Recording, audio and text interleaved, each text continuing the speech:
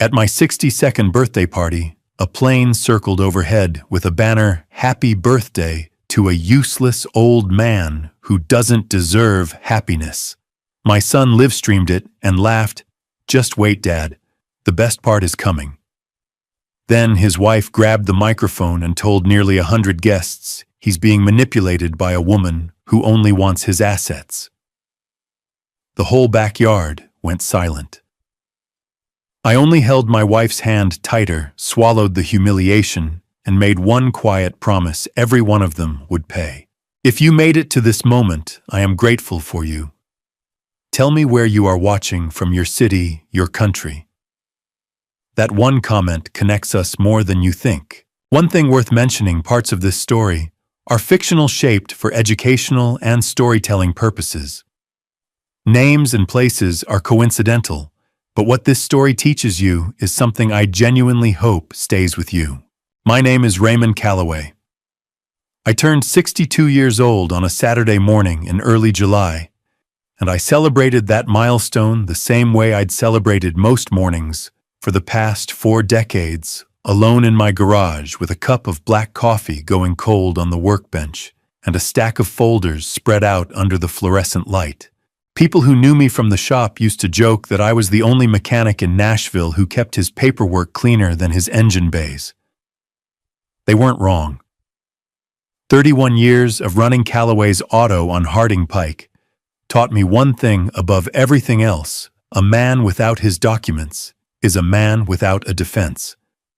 I'd seen customers lose warranty claims because they threw away a receipt. I'd watched business partners get burned because they trusted a handshake over a contract. I never made either mistake. Every lease agreement, every insurance renewal, every signed estimate filed, dated, backed up. My wife used to tease me about it. Said I kept more records than the county courthouse. She passed 4 years ago. Breast cancer. 17 months from diagnosis to the last morning I held her hand. After that, the garage kept me sane. The smell of motor oil and the weight of a torque wrench, those things didn't ask anything from me. They just waited. That morning, though, I wasn't reaching for a wrench. I was sitting with a manila folder I'd labeled in my own handwriting, "Derek Financial Help." Inside were copies of documents I'd accumulated over 3 years, co-signed loan paperwork, a personal guarantee I'd added my name to when Derek's company needed a line of credit to survive its first rough quarter, a lease agreement for a commercial vehicle, a box truck his company used for equipment hauling, where my name appeared as the secondary guarantor because the lender didn't trust Derek's credit profile alone. I'd helped him because he was my son. That's what fathers do. At least that's what I believed then. I closed the folder when my phone buzzed on the workbench. The message was from Derek. "Dad, don't be late. Big surprise today. You're gonna love it." I read it twice. Something about the phrasing, not "we have a surprise," but "you're gonna love it," sat wrong in my stomach. Derek had never been the sentimental type. He didn't plan things to make other people feel good. He planned things to make himself look good. I set the phone down, finished the last of my cold coffee, and went inside to change. My wife, my new wife Margaret, was already dressed when I came upstairs. We'd been married 11 months, introduced through mutual friends at our church congregation, and she was the quietest kind of strong I'd ever encountered. She'd raised 2 daughters on her own after her first husband walked out, built a small alterations business from nothing, and never once asked anyone to feel sorry for her. When I told her about Derek's complicated feelings toward our marriage, she hadn't flinched. "He'll come around," she'd said. "Or he won't. Either way, we'll be fine." She was adjusting an earring when I walked in, and she looked at me the way she always did, like she was reading something just beneath the surface of my face. "You look like a man who already knows today is going to be difficult," she said. "I look like a man who's been wrong before," I told her. "Let's hope I'm wrong again." She smiled, but it didn't reach her eyes all the way. Derek's house was a 40-minute drive east into a newer subdivision where the lawns were manicured and the driveways held trucks that cost more than my first home. By the time we arrived, the backyard was already full. Balloons blue and silver reading 62 floated above the patio. The smell of charcoal and brisket hung in the warm July air. Neighbors, cousins, a few men from Derek's business circle, some faces I recognized from family Christmases past, and phones. More phones than I'd ever noticed at a family gathering. People weren't just carrying them, they were holding them outward, angled like everyone had silently agreed to document the afternoon. Derek met us at the gate. He was 41 years old, built like a man who'd played college ball and never quite let go of the identity. He shook my hand, firm practiced, and gave Margaret a smile that didn't match his eyes. "Glad you made it," he said. Then to Margaret, "Good to see you again, Carol." Her name was not Carol. Margaret's jaw tightened for exactly 1 second. Then she smiled graciously and said nothing. I noted it. I noted everything. Emily, Derek's wife, materialized beside him, like she'd been waiting just out of frame. She was dressed sharply, the kind of outfit that said this had been planned. She air-kissed Margaret's cheek and murmured, "Love the dress." Very practical. 2 words. That's all it took for me to understand the tone of the afternoon.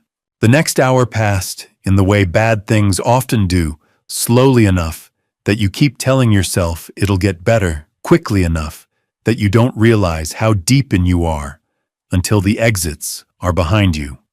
I shook hands and accepted birthday wishes. I ate a plate of food I don't remember tasting. I watched Emily whisper to the caterer, adjust the speaker setup, check something on her phone 3 separate times. And I watched Derek. He kept finding reasons to drift toward the center of the yard, toward the open sky above the patio. At one point he looked up just briefly, with an expression I can only describe as anticipation. Then he leaned toward me close enough that only I could hear, and said 4 words in a low voice. "Wait for it, Dad." I didn't know what I was waiting for, but I felt it somewhere between my ribs and my better judgment that whatever came next was not going to be a birthday cake. I didn't have to wait long. The sound came first, a low droning hum that rolled in from the south, like distant thunder that couldn't quite commit to a storm. A few guests looked up instinctively. Someone near the drink table shaded their eyes. I followed their gaze toward the open sky above Derek's backyard, and that's when I saw it. A small plane, white against the blue July afternoon, banking in a wide arc over the neighborhood, and trailing behind it in letters tall enough to read from 300 feet below, a banner snapping in the wind. "Happy birthday to a useless old man who doesn't deserve happiness." The yard went silent, the way a room goes silent when someone says the unspeakable thing out loud, not just quiet, but hollowed out. Children stopped running. Conversations died mid-sentence.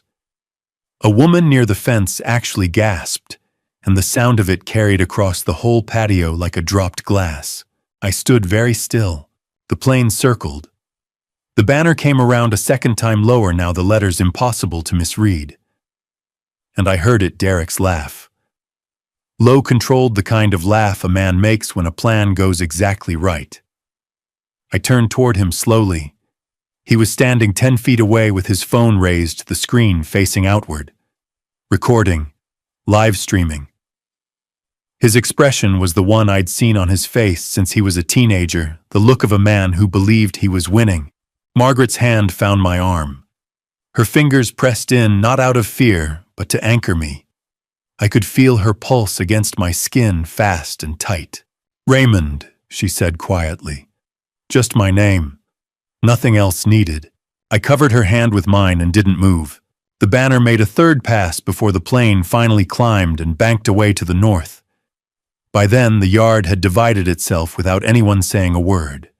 Half the guests stood frozen faces, cycling through shock and embarrassment. The other half, the ones Derek had clearly briefed, wore expressions of practiced neutrality, the look of people who knew what was coming and had decided to let it happen. Emily was smiling. Not broadly, she was smarter than that. Just the corners of her mouth, a private satisfaction she couldn't quite suppress. She reached for the wireless microphone that had been sitting on the patio table this entire time. I noticed then that it hadn't been there for music. It had been there for this. She tapped it once. The soft thud carried across the yard. "Cocktail, before we cut the cake," she said, her voice warm and measured the voice of a woman who had rehearsed this. "I think it's time we had an honest conversation about our family." Someone nearby shifted uncomfortably. A cousin of mine, a heavy-set man named Gerald, who'd driven up from Murfreesboro, muttered something under his breath and looked at his shoes. Emily continued. "We love Raymond. We do. But love means being honest. And the truth is, there are things about this woman." She gestured toward Margaret without looking at her directly, the way you gesture at an object rather than a person, that Raymond doesn't know. Things that affect all of us. Margaret's hand tightened on my arm. I felt it. I also felt something shift inside my own chest. Not anger exactly. Anger was too hot for what this was. This was colder, more deliberate.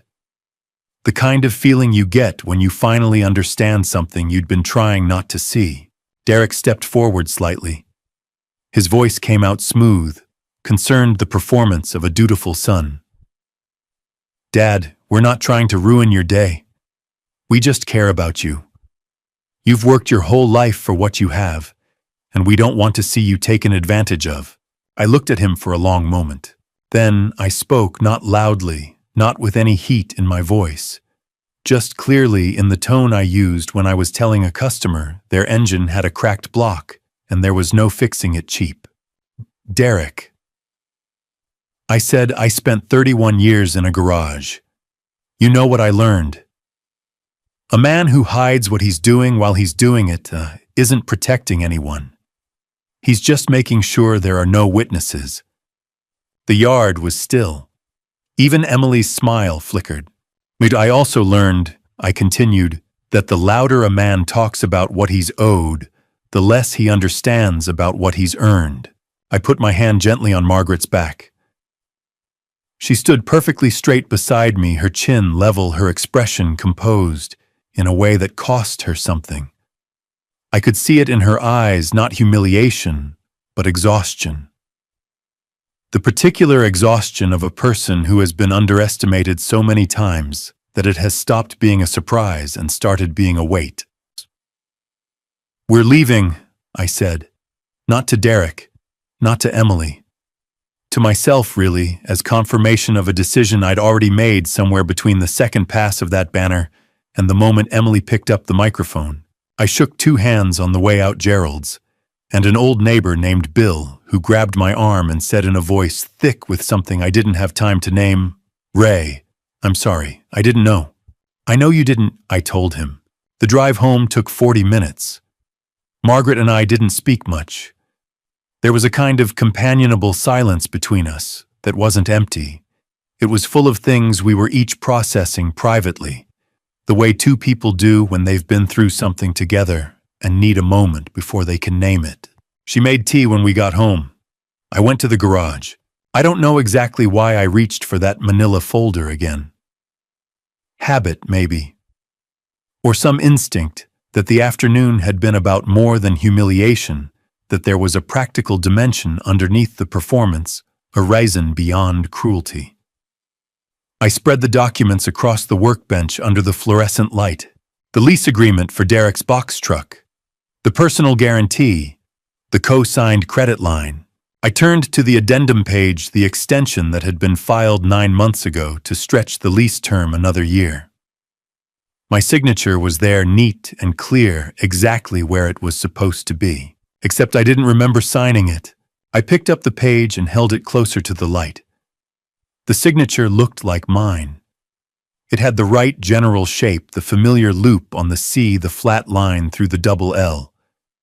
But something about the pressure was wrong.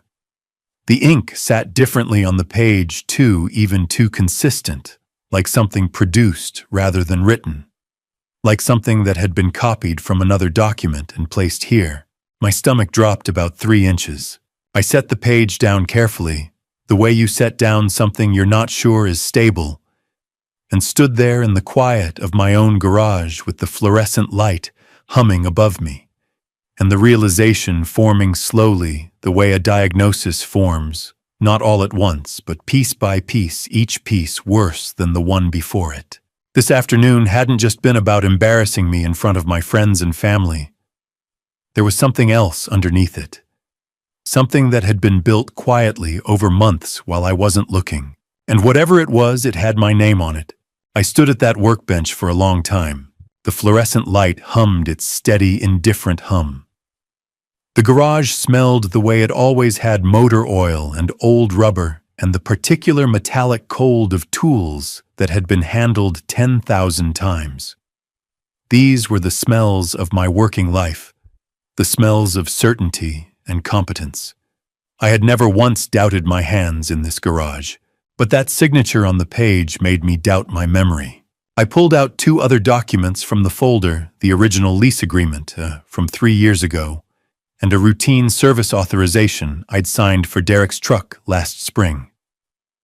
I laid all 3 side by side under the light and studied them the way I used to study an engine schematic before a rebuild, methodically, without rushing to a conclusion. The original lease signature was mine. I could feel it, the slight rightward lean, the way the second L in Callaway dragged just a fraction before lifting. The service authorization matched. Both had the small imperfections that come from a real hand moving in real time. The addendum signature was different. Not dramatically, whoever had produced it was careful. But the pressure was too consistent. The ink distribution was too uniform. It looked like a signature that had been studied and then reproduced, rather than one that had been written. Like the difference between a photograph of a fire and an actual flame. I took photos of all 3 documents with my phone. Then I placed them back in the folder, closed it, and went inside. Margaret was still awake, sitting at the kitchen table with a cup of tea she wasn't drinking. She looked up when I came in, and whatever she saw in my face made her set the cup down carefully. "Tell me," she said. So I did. I laid it out the way I would explain a mechanical problem, plainly in sequence without dramatizing it. The addendum. The signature. The feeling that something had been placed in my name without my knowledge. She listened without interrupting. When I finished, she was quiet for a moment. "Raymond," she said finally, "how long has Derek had access to your personal documents?" I thought about it. "Long enough," I said. "He helped me move some files when I had that back surgery 2 years ago. He would have seen where everything was kept." She nodded slowly. "Then tomorrow morning you call Frank." She was right.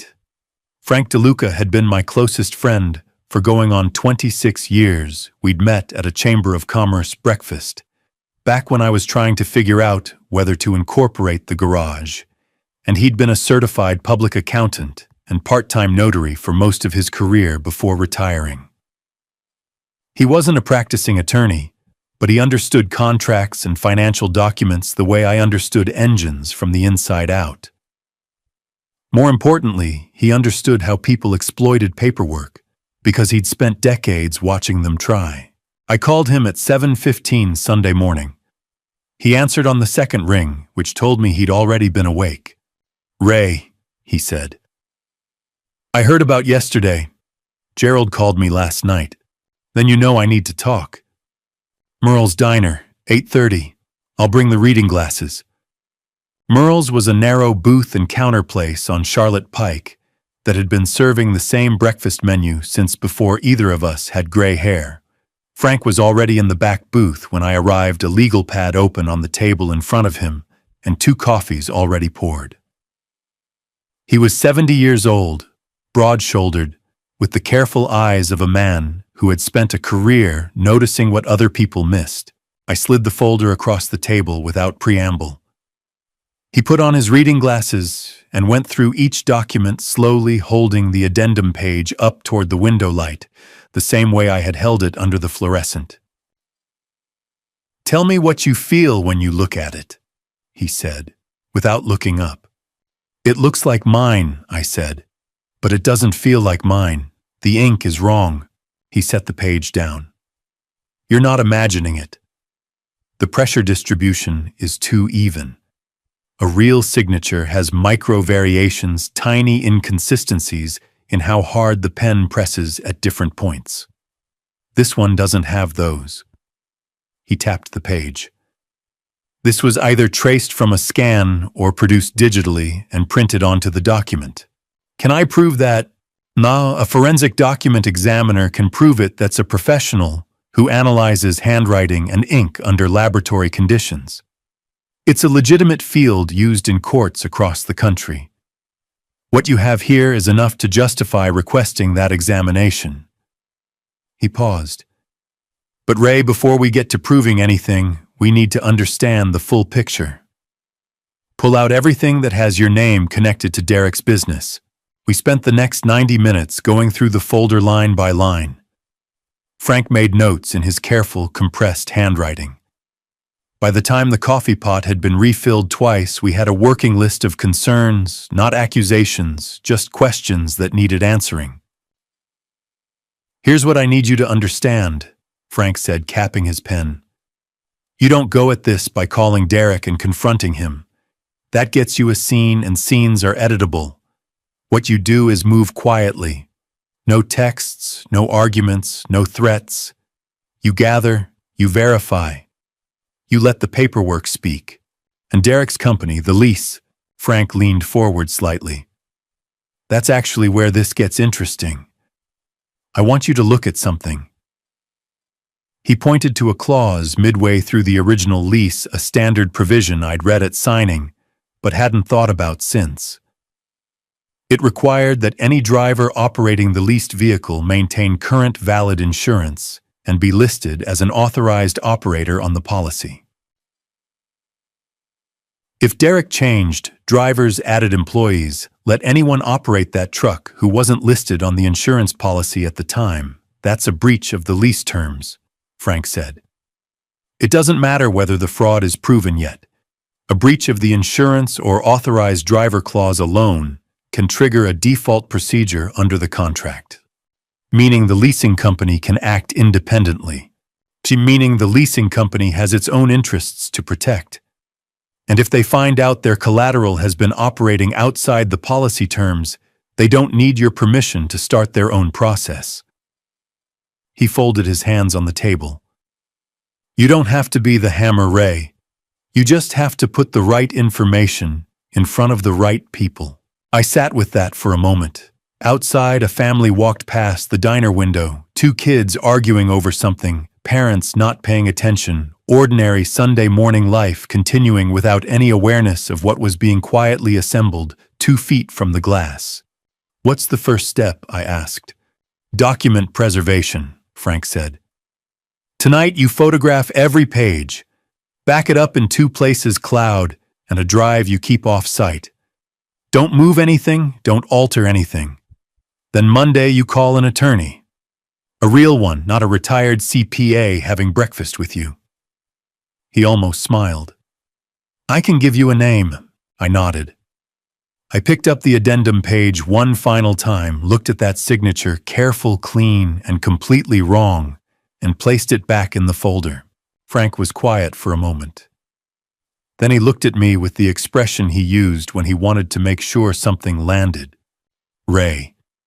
He said, if that signature turns out to be what we think it is, this isn't just a family dispute anymore. I didn't answer right away. I was thinking about Derek's face at the party, that look of anticipation when he glanced at the sky. The phone raised and recording. The microphone already on the table. My phone buzzed against my thigh. I looked at the screen. A message from Derek. Tomorrow noon, my place, we need to talk, Dad. I set the phone face down on the table without responding. Whatever Derek wanted to say at that lunch, I intended to hear it very carefully and remember every word. The message from Derek sat on my phone unanswered, all through Sunday afternoon. Margaret found me in the kitchen around 3 o'clock, staring at a glass of water I hadn't touched. She pulled out the chair across from me and sat down with the quiet deliberateness of a woman who had decided something was going to be said. "I need to tell you something," she said, "about why yesterday didn't break me the way they expected it to." I looked at her. "You don't have to explain yourself to me, Margaret." "I know I don't." She folded her hands on the table. "That's exactly why I want to." She told me then, not dramatically, not with tears, just plainly, about her first marriage. Her ex-husband had been charming in public and corrosive in private, the kind of man who used love as a leash and generosity as a ledger. By the time she understood what was happening, her name had been tied to 3 financial decisions she hadn't fully understood, and extracting herself had cost her 2 years and most of her savings. "I learned something from that," she said. "The people who want to control you will always find a way to frame it as protection. Derek stood up there yesterday and called it love. Emily called it honesty." She paused. "It was neither." "No," I agreed. "It wasn't. So here's what I'm asking." She looked at me directly the way she always did when she meant something completely. "Every time we meet with Derek or Emily from this point forward, every phone call, every visit, I want a witness or a recording. Not because I'm afraid of them, because I refuse to be misquoted."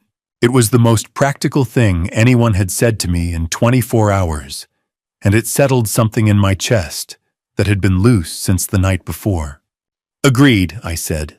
We spent the rest of the afternoon making a list. Not an angry list, a careful one.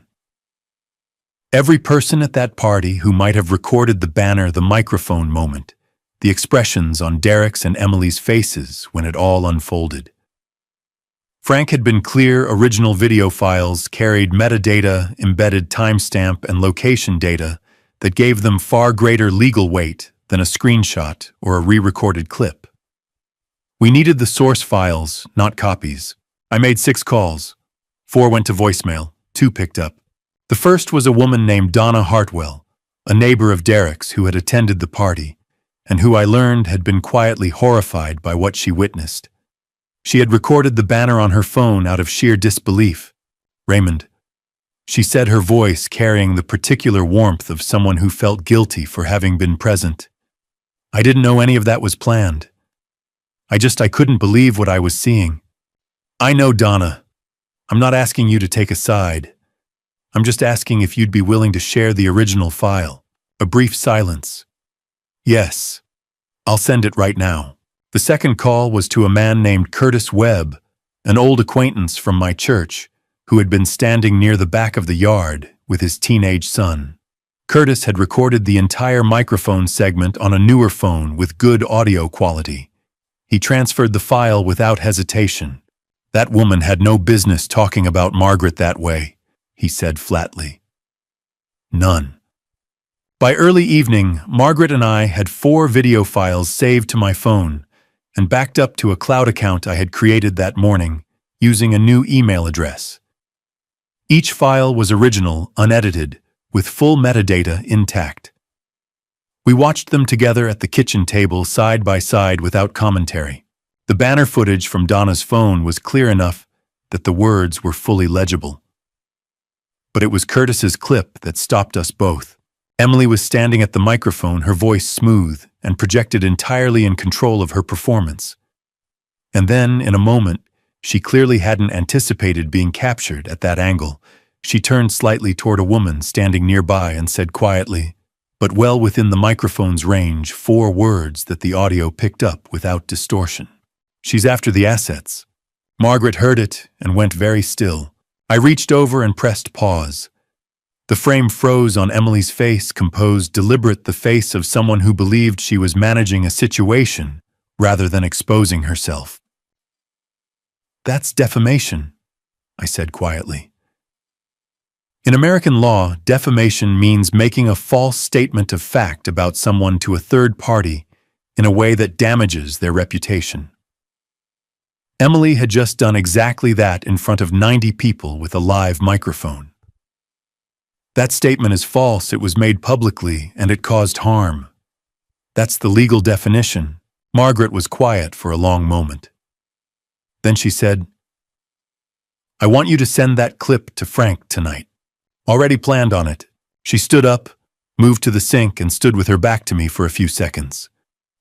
When she turned around, her expression had shifted not to anger, but to something harder and cleaner than anger.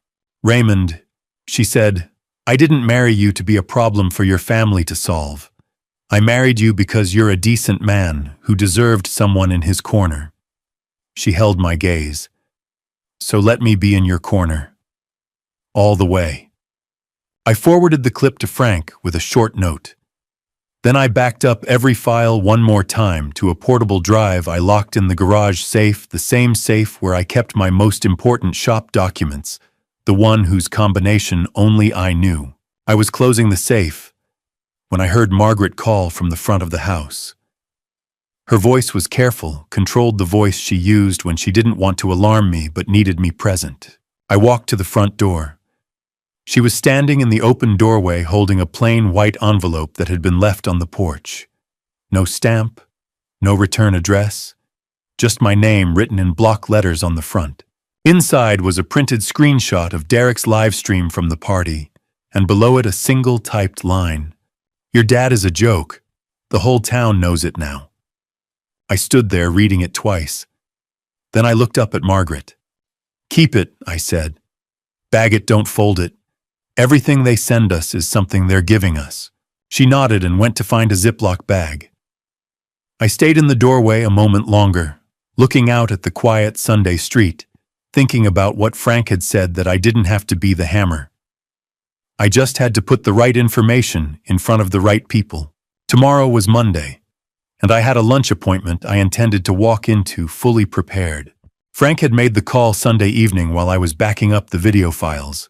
By 7:30 Monday morning, I was sitting across from a woman named Patricia Owens in a downtown Nashville office on 4th Avenue. Patricia was a civil litigation attorney, mid-50s, precise, in the way that people who argue for a living tend to become precise, with a habit of letting silence do the work that lesser lawyers filled with noise. Frank had known her for 15 years and trusted her the way he trusted his own accounting completely, and with documentation. I laid everything on her desk. The folder, the addendum page with the questionable signature, the video files on a thumb drive, the Ziploc bag containing the anonymous envelope, the notes Frank and I had written on a legal pad at Merle's Diner. She went through each item without speaking. When she finished, she set her pen down and looked at me.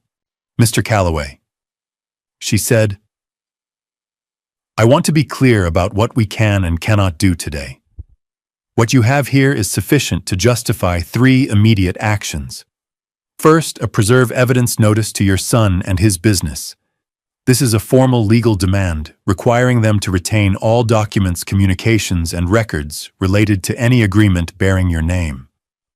Destroying or altering those materials after receiving this notice could expose them to serious legal consequences. Second, a cease and desist regarding the defamatory statements made publicly about your wife.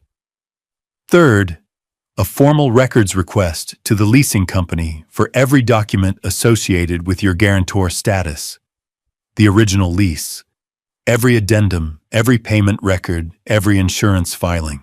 Can you have those ready before noon?" She almost smiled. "Frank told me you'd ask that. I started drafting last night."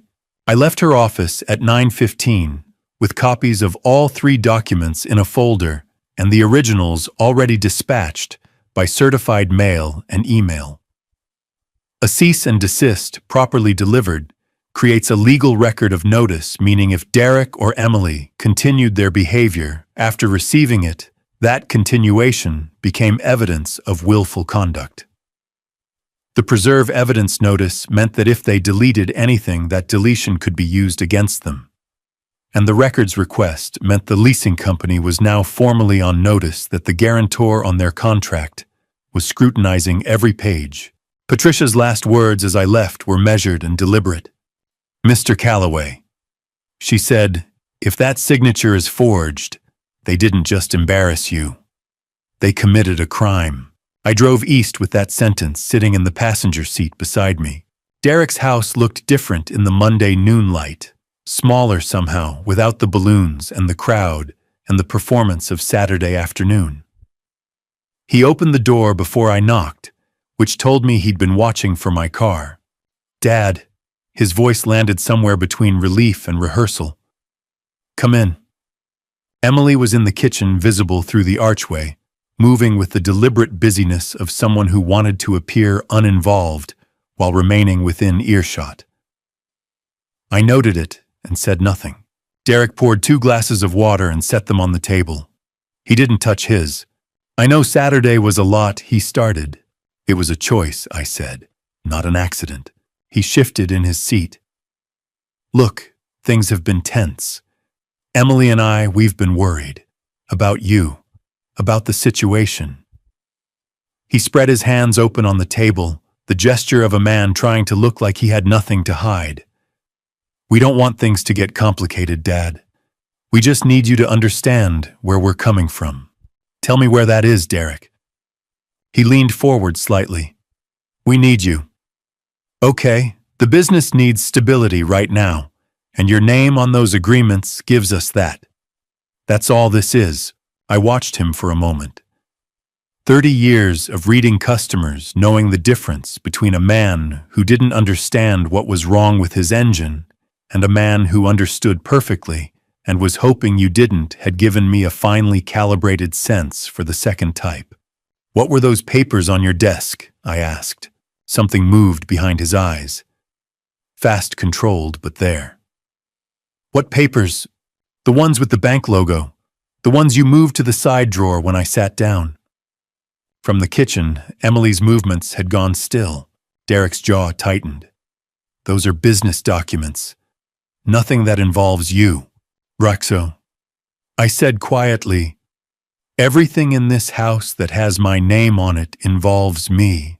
He looked at me, then really looked the way he hadn't done in years, and I saw something shift in his expression. Not remorse. Not guilt exactly. Something more like recalculation. And Dad, just don't make this into something it isn't. We're family. That word. I had heard it used as a reason, a shield, a debt collector, and a threat, sometimes all 4 in the same conversation. I stood up. "I'm not making it into anything," I said. "I'm just paying attention. Something I should have done sooner." I picked up my folder from the table. I had not opened it once during the entire meeting. I hadn't needed to. "Tell Emily the legal mail will arrive tomorrow," I said. "She should read it carefully." I walked to the door.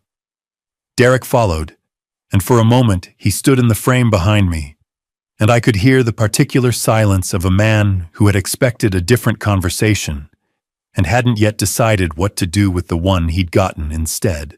I didn't look back. I was halfway to my truck when I heard Emily's voice from inside, sharp and low, cutting through the afternoon quiet. "He can't do anything," she said. "We have the paperwork." I kept walking. Because what Emily didn't know, what neither of them had yet understood, was that having paperwork and having clean paperwork were 2 entirely different things. And somewhere in Nashville, a leasing company had just received a formal request to show me exactly which kind they had. He showed up at 6:20 Tuesday evening. I heard the truck before I saw it.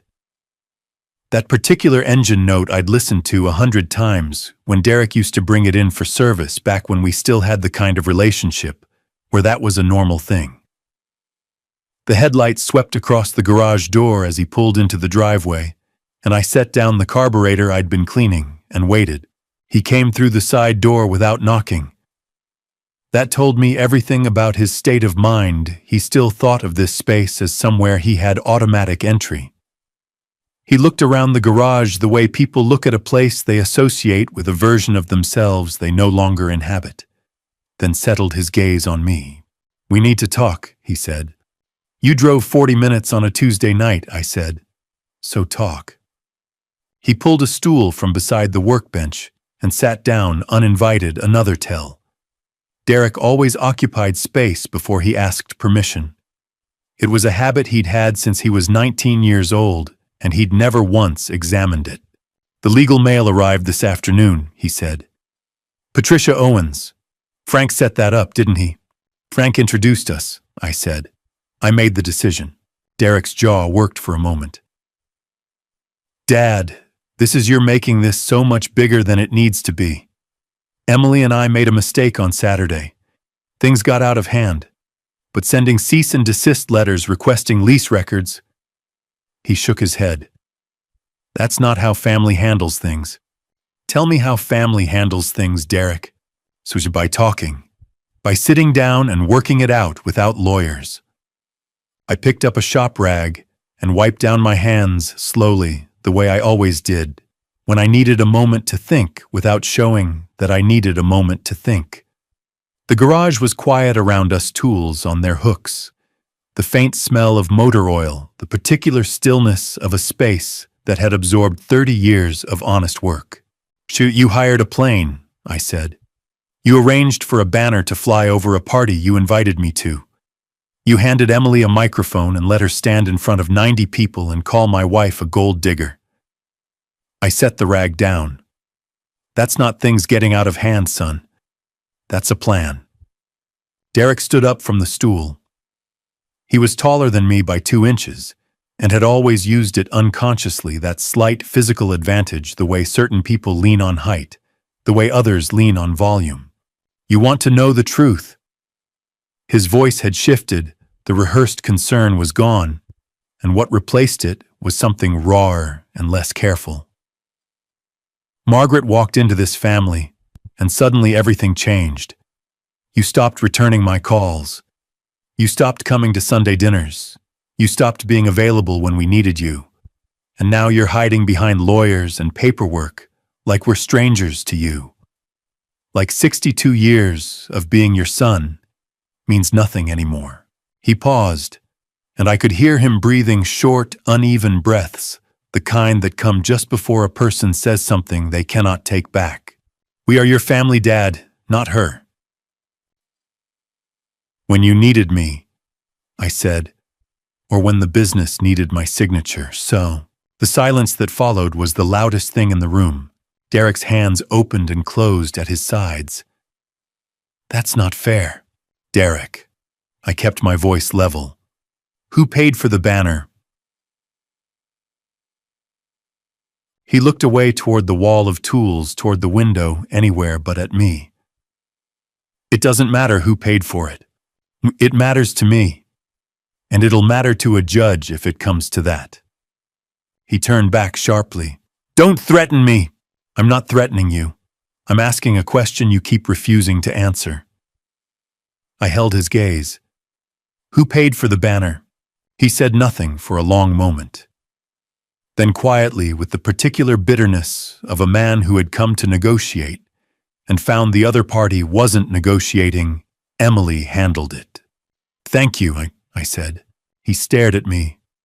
"That's all you're going to say? That's all I needed to hear?" He moved toward the door, then stopped with his hand on the frame. The overhead light threw his shadow long across the concrete floor. When he spoke again, his voice had dropped to something that sounded almost like a warning and almost like a plea, the two things so tangled together I couldn't separate them. "If you pull out of those agreements, Dad, if you actually go through with whatever Owens is planning, we're done. The business is done. Everything we've been building for the past 3 years is done." I looked at him steadily. "I hear you, Derek. Do you?" "I hear exactly what you just said." He left without another word. I listened to his truck back out of the driveway and pull away down the street, and then the garage was quiet again, just the hum of the fluorescent light and the distant sound of the neighborhood settling into evening. I stood there for a full minute before I picked up my phone and opened a new note. I typed out Derek's exact words. "If you pull out, we're done," along with the time, the date, and the context. What Derek had said, intentionally or not, was a legal acknowledgement that my name was actively embedded in a financial agreement that his business depended on.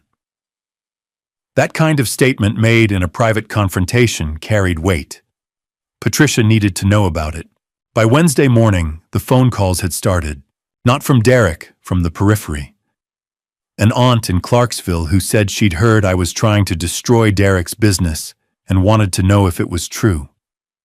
A cousin who left a voicemail explaining that family didn't take each other to court.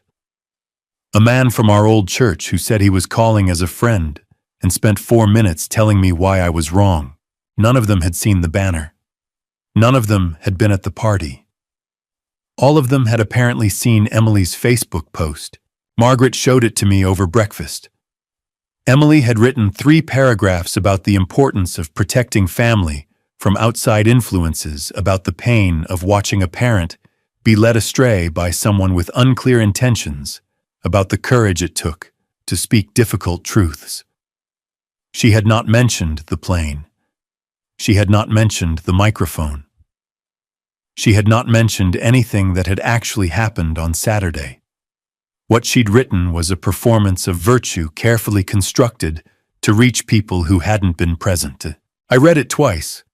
Then I said, "Screenshot it, timestamp and all." Margaret already had. "She's trying to get ahead of the story," Margaret said, setting her phone face down on the table. "She's trying to write the story," I corrected. "There's a difference." The calls continued through the morning. I answered none of them. Margaret and I had agreed. Everything went through Patricia, and anything that crossed the line from pressure into threat got documented and forwarded. We worked through the list methodically, the way you work through a diagnostic checklist, not with panic, but with attention. It was just past noon when my phone showed a notification from an email address I didn't recognize. The subject line was blank. The message inside was 4 sentences long. "Mr. Calloway, I saw the live stream from your birthday party. I used to handle the books for your son's company.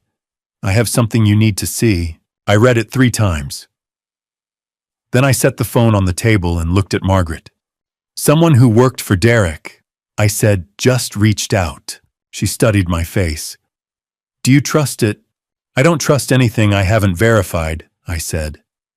"But I'm going to find out."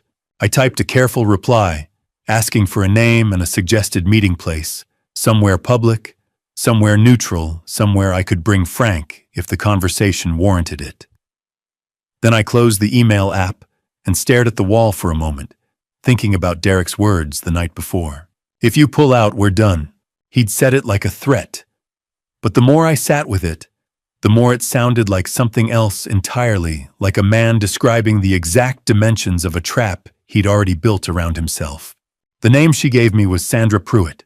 Frank ran it through his network before I agreed to meet her, a quiet check, the kind that takes a few phone calls and an afternoon. By Thursday morning, he called me back with 3 facts. Sandra had worked as a bookkeeper for Derek's company. For 14 months, she had left abruptly 8 weeks ago under circumstances that Derek had described to mutual acquaintances as a performance issue. And she had a reputation among the small business accounting community in Nashville as someone meticulous to the point of being difficult. Difficult how? I asked. The kind of difficult that comes from refusing to sign off on things that don't add up, Frank said. I called her that afternoon and arranged to meet at a coffee shop on West End Avenue, public, well-lit, the kind of place where nothing dramatic could happen without 12 witnesses. I asked Frank to come. Not because I needed protection, but because Frank had spent 40 years reading financial documents, and I wanted a second set of eyes on whatever Sandra brought with her. She was already there when we arrived. Mid-50s, a gray cardigan, a cup of coffee she hadn't touched. She had the look of someone who had been carrying something heavy for a long time and had finally decided, after much deliberation, to set it down. A manila folder sat on the table in front of her edges, worn, held shut with a single rubber band. She stood when she saw us, shook my hand with both of hers, and said quietly, "Thank you for coming, Mr. Calloway. I wasn't sure you would." "I almost didn't," I told her honestly. "But here we are." Frank pulled out the chair across from her, sat down and folded his hands on the table the way he always does when he means business. Sandra looked at him, then back at me, and reached for the folder. "I want to be honest with you about why I'm here," she said, without preamble. "I left Derek's company because I was asked to do things I wasn't willing to do. When I pushed back, I was let go. I've been thinking about whether to say something for 2 months." She paused. Seeing that live stream made the decision for me. She opened the envelope and placed 3 documents on the table. The first was a printed email chain dated 9 months ago, an exchange between Derek and a man named Garrett, who appeared to be a business contact involved in arranging the lease extension. In the middle of the chain, Derek had written a sentence that Frank read aloud quietly, more to himself than to us. "Dad will sign, just prepare the addendum and I'll handle the rest." The second document was an internal expense record showing a payment to a document processing service, the kind of service used for digitizing and formatting paperwork. The payment had been made 4 days before the lease addendum was filed.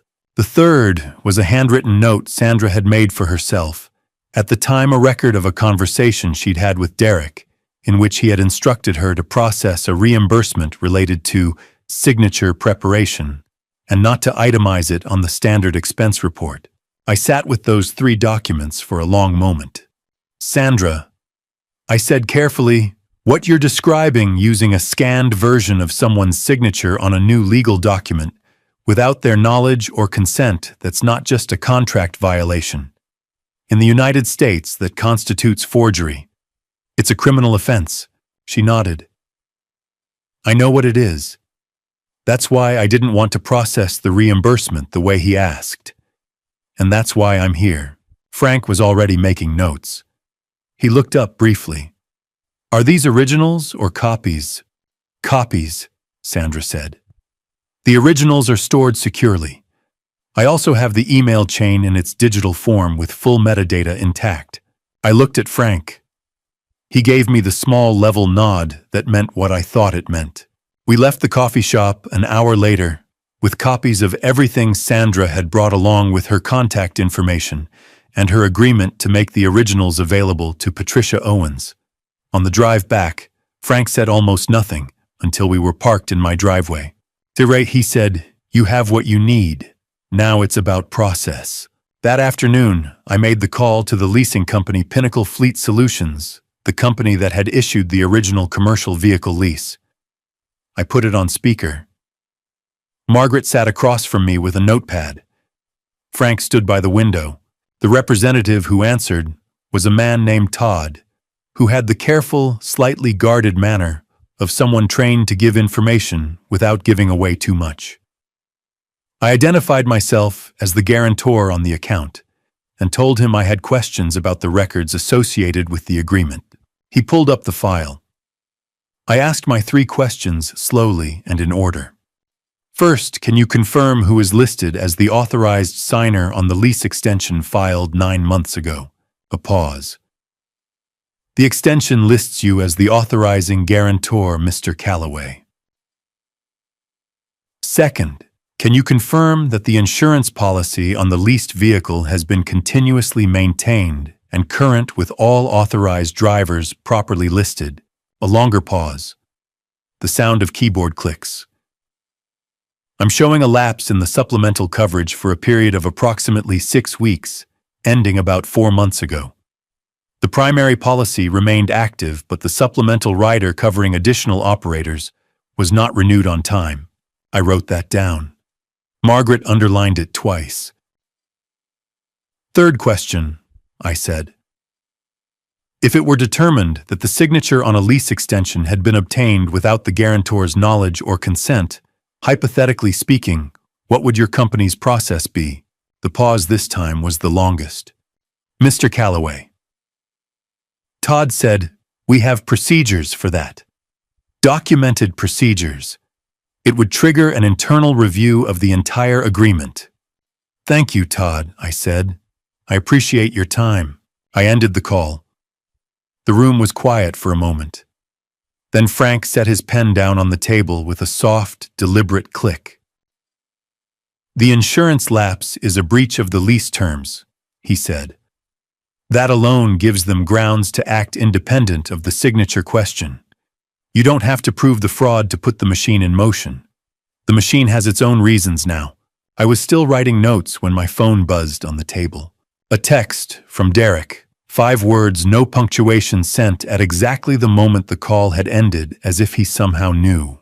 "I'll make everyone believe you're mentally unwell." I read it twice, set the phone down, looked at Frank, then at Margaret. "Log it," I said. Time, date, exact wording. Margaret was already writing. And somewhere behind that threat, I could hear something I recognized from 30 years in the repair business. The sound of a man who had just realized the damage was worse than he'd told anyone, and was now looking for someone else to blame for it. I called Patricia at 6:30 that evening. She picked up on the second ring, which told me she had been expecting to hear from me before the weekend. I read her Derek's text message word for word. "I'll make everyone believe you're mentally unwell," and the line went quiet for a moment, in the particular way that lawyers go quiet when something confirms what they already suspected. "Screenshot it and send it to me tonight," she said. "Time-stamped, unedited, directly from your Messages app. Already done." "Good." A pause. "Raymond, I need to tell you something, and I need you to hear it without panicking. This message suggests they may be considering a conservatorship filing. I had heard the word before in a general sense, the legal process, by which a court appoints someone to manage the affairs of a person deemed unable to do so themselves. What I had not considered until that moment was that it could be used as a weapon. Patricia explained it plainly. In Tennessee, as in most states, a conservatorship petition requires documented evidence that the subject lacks the mental or physical capacity to manage their own affairs. A judge would not simply take someone's word for it. Medical evaluations, witness testimony, and a formal hearing would all be required. It was not a process that could be weaponized easily or quickly. Shakiti.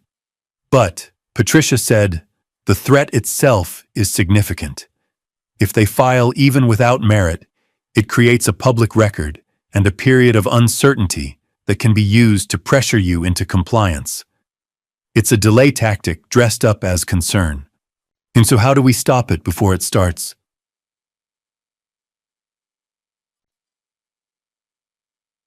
We build a counterfile. We don't wait for them to file, we prepare a response package now. Your medical records from the past 2 years. A letter from your physician. Witness statements from people who have interacted with you regularly.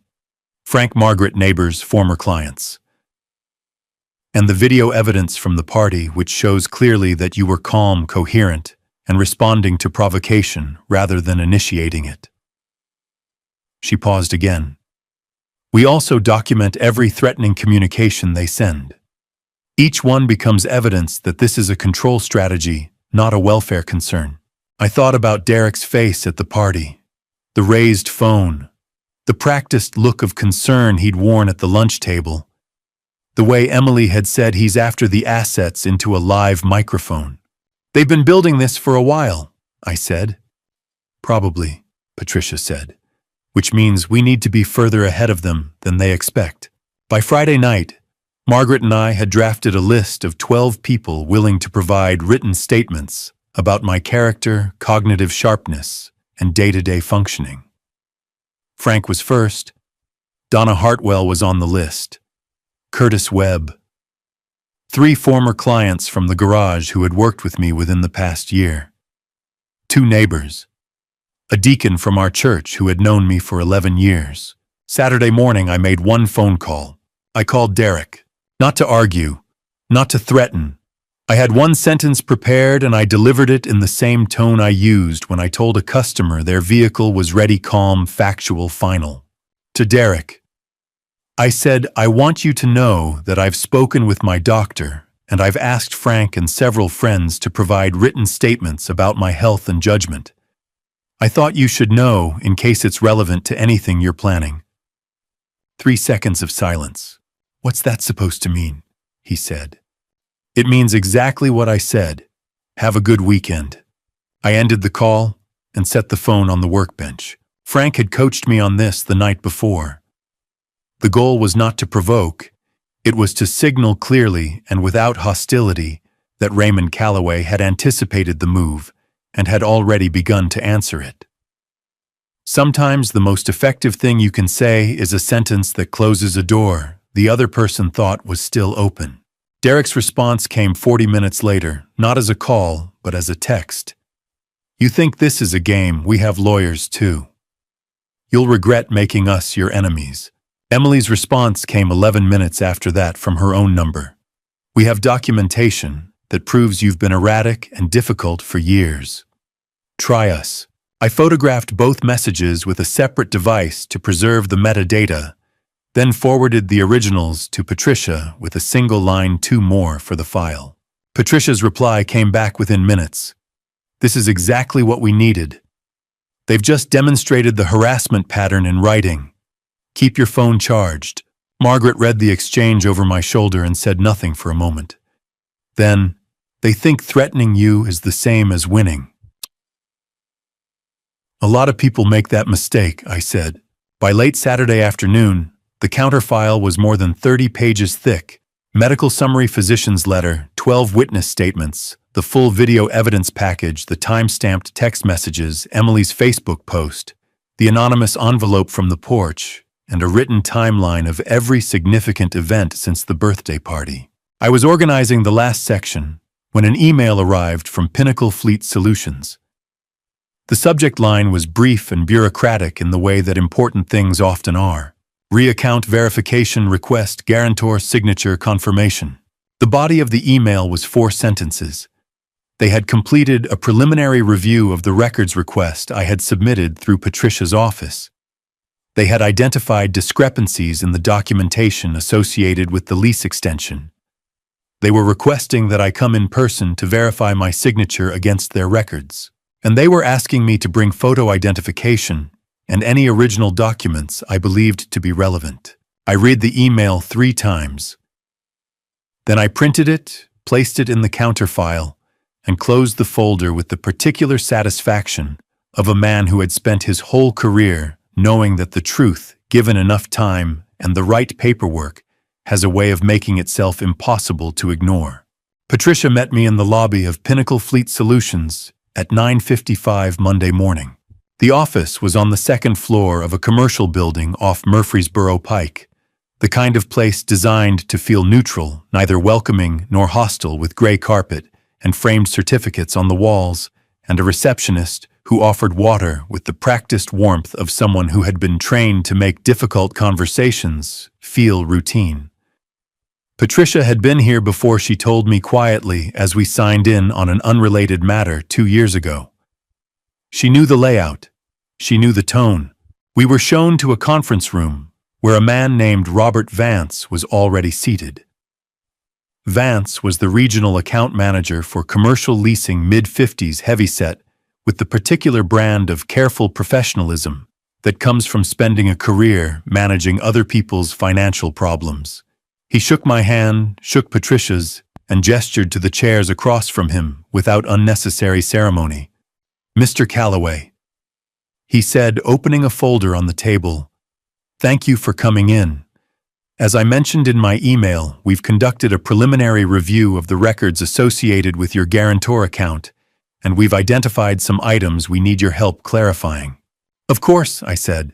He placed 3 documents on the table. The original lease agreement, the addendum filed 9 months ago, and a signature verification form he asked me to complete on the spot.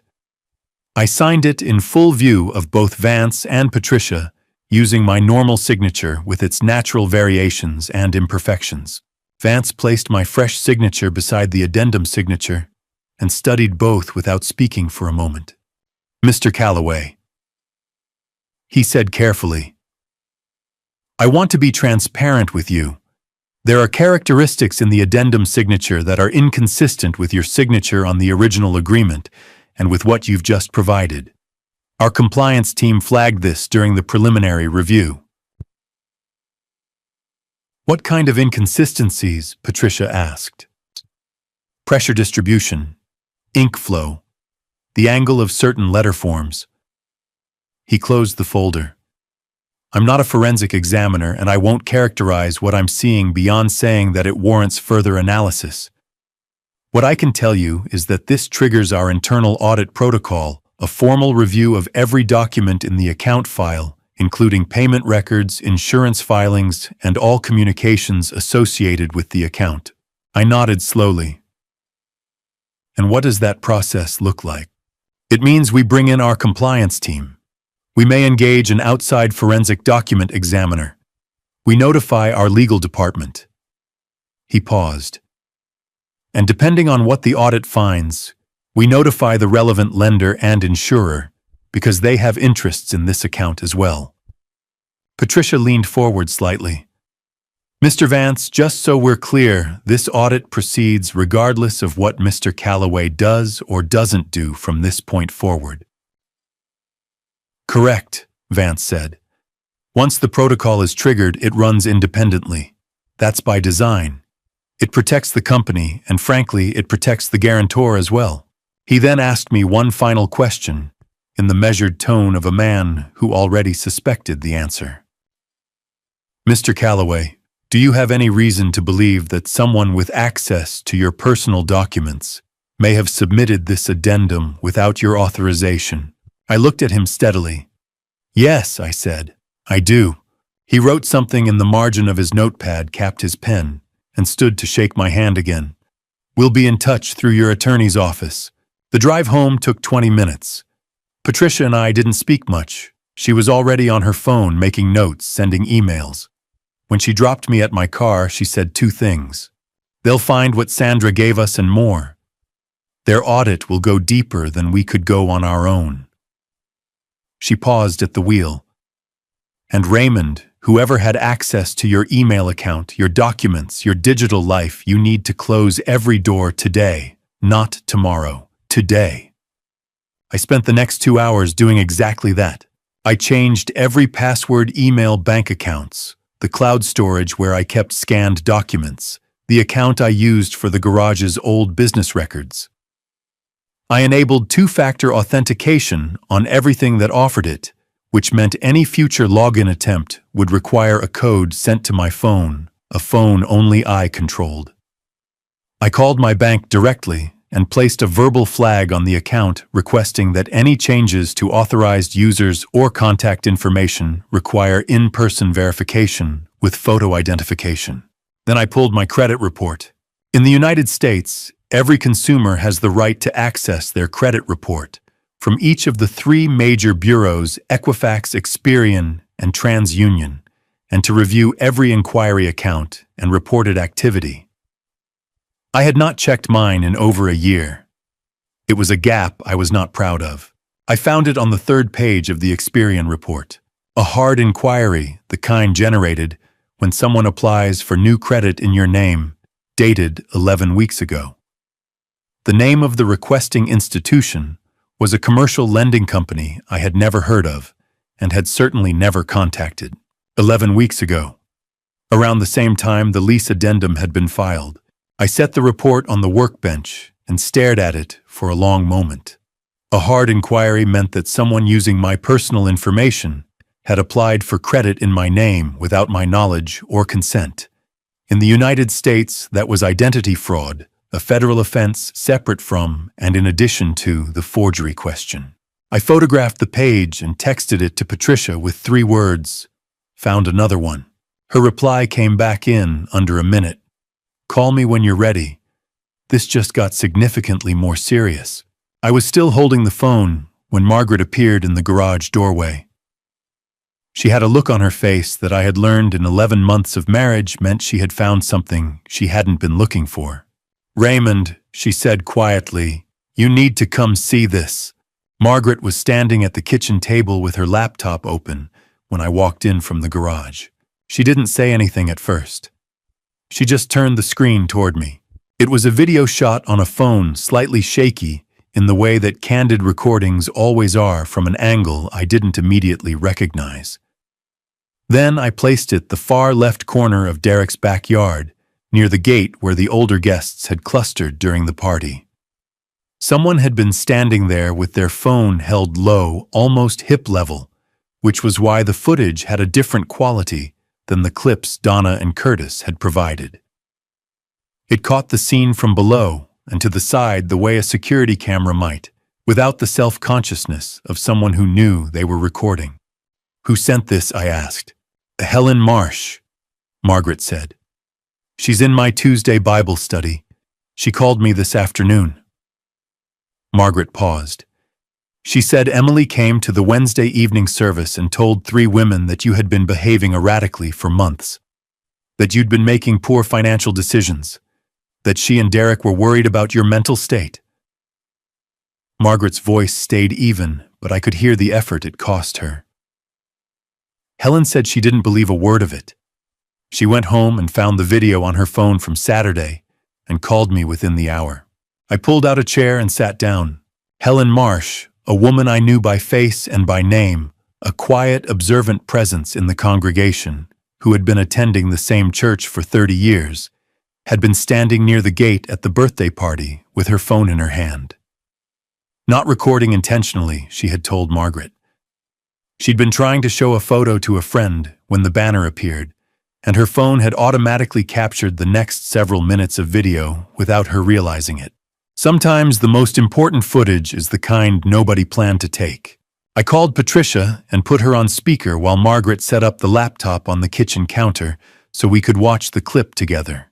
The first 90 seconds showed the banner passing overhead, not from below, looking up as in Donna's footage, but from the side, which meant you could see the faces of the people watching it. Derek's face was visible in the upper left of the frame. He was not looking up at the banner. He was looking at his phone screen, and he was smiling. "Pause it," Patricia said. Margaret paused the clip. "Not that footage shows your son watching a live stream or recording rather than reacting to the banner as a surprise," Patricia said. "That's behavioral evidence of prior knowledge and planning. Keep going." The next section of the clip covered Emily's approach to the microphone. From this angle, the audio was cleaner than Curtis's recording. Helen had been closer than we'd realized. Emily's voice came through sharp and clear, including the moment she turned slightly and said to the woman beside her, loud enough for the microphone to pick up, "She's after the assets." We had already known about that sentence from Curtis's clip. But Helen's footage added something Curtis's hadn't captured. 4 minutes and 17 seconds into the recording. In the brief window between Derek's whispered exchange with a guest and Emily's walk to the microphone, Emily glanced down at her watch. It was a small gesture. Quick, habitual, the kind of thing a person does without thinking, but the timing was exact. She checked the time 53 seconds before the banner made its final pass over the yard. "She knew when the plane was coming back," I said. "She timed her walk to the microphone," Patricia said. "She wanted to be standing there holding it when the banner made its last pass. For the camera, for the live stream." A pause. "Raymond, this is premeditation. This is not a family dispute that got out of hand. This is a coordinated event." The words settled over the kitchen like a change in air pressure. Margaret closed the laptop gently. She walked to the counter, filled a glass of water, and stood with her back to me for a moment. When she turned around, her eyes were clear. Helen also said," Margaret continued, "that she told Emily directly at the Wednesday service that she didn't believe the things Emily was saying about you. And Emily told her that anyone who defended you was only seeing what you wanted them to see." Margaret set down the glass. Helen said that was the moment she decided to call me. I thought about Helen Marsh, a woman in her late 60s, who had spent 30 years in the same congregation, who had watched my family from a careful, quiet distance, who had held her phone at hip level on a Saturday afternoon without knowing she was collecting evidence that would matter weeks later. I need to call her, I said, to thank her. She asked me to tell you, Margaret said, that she's available to provide a written statement.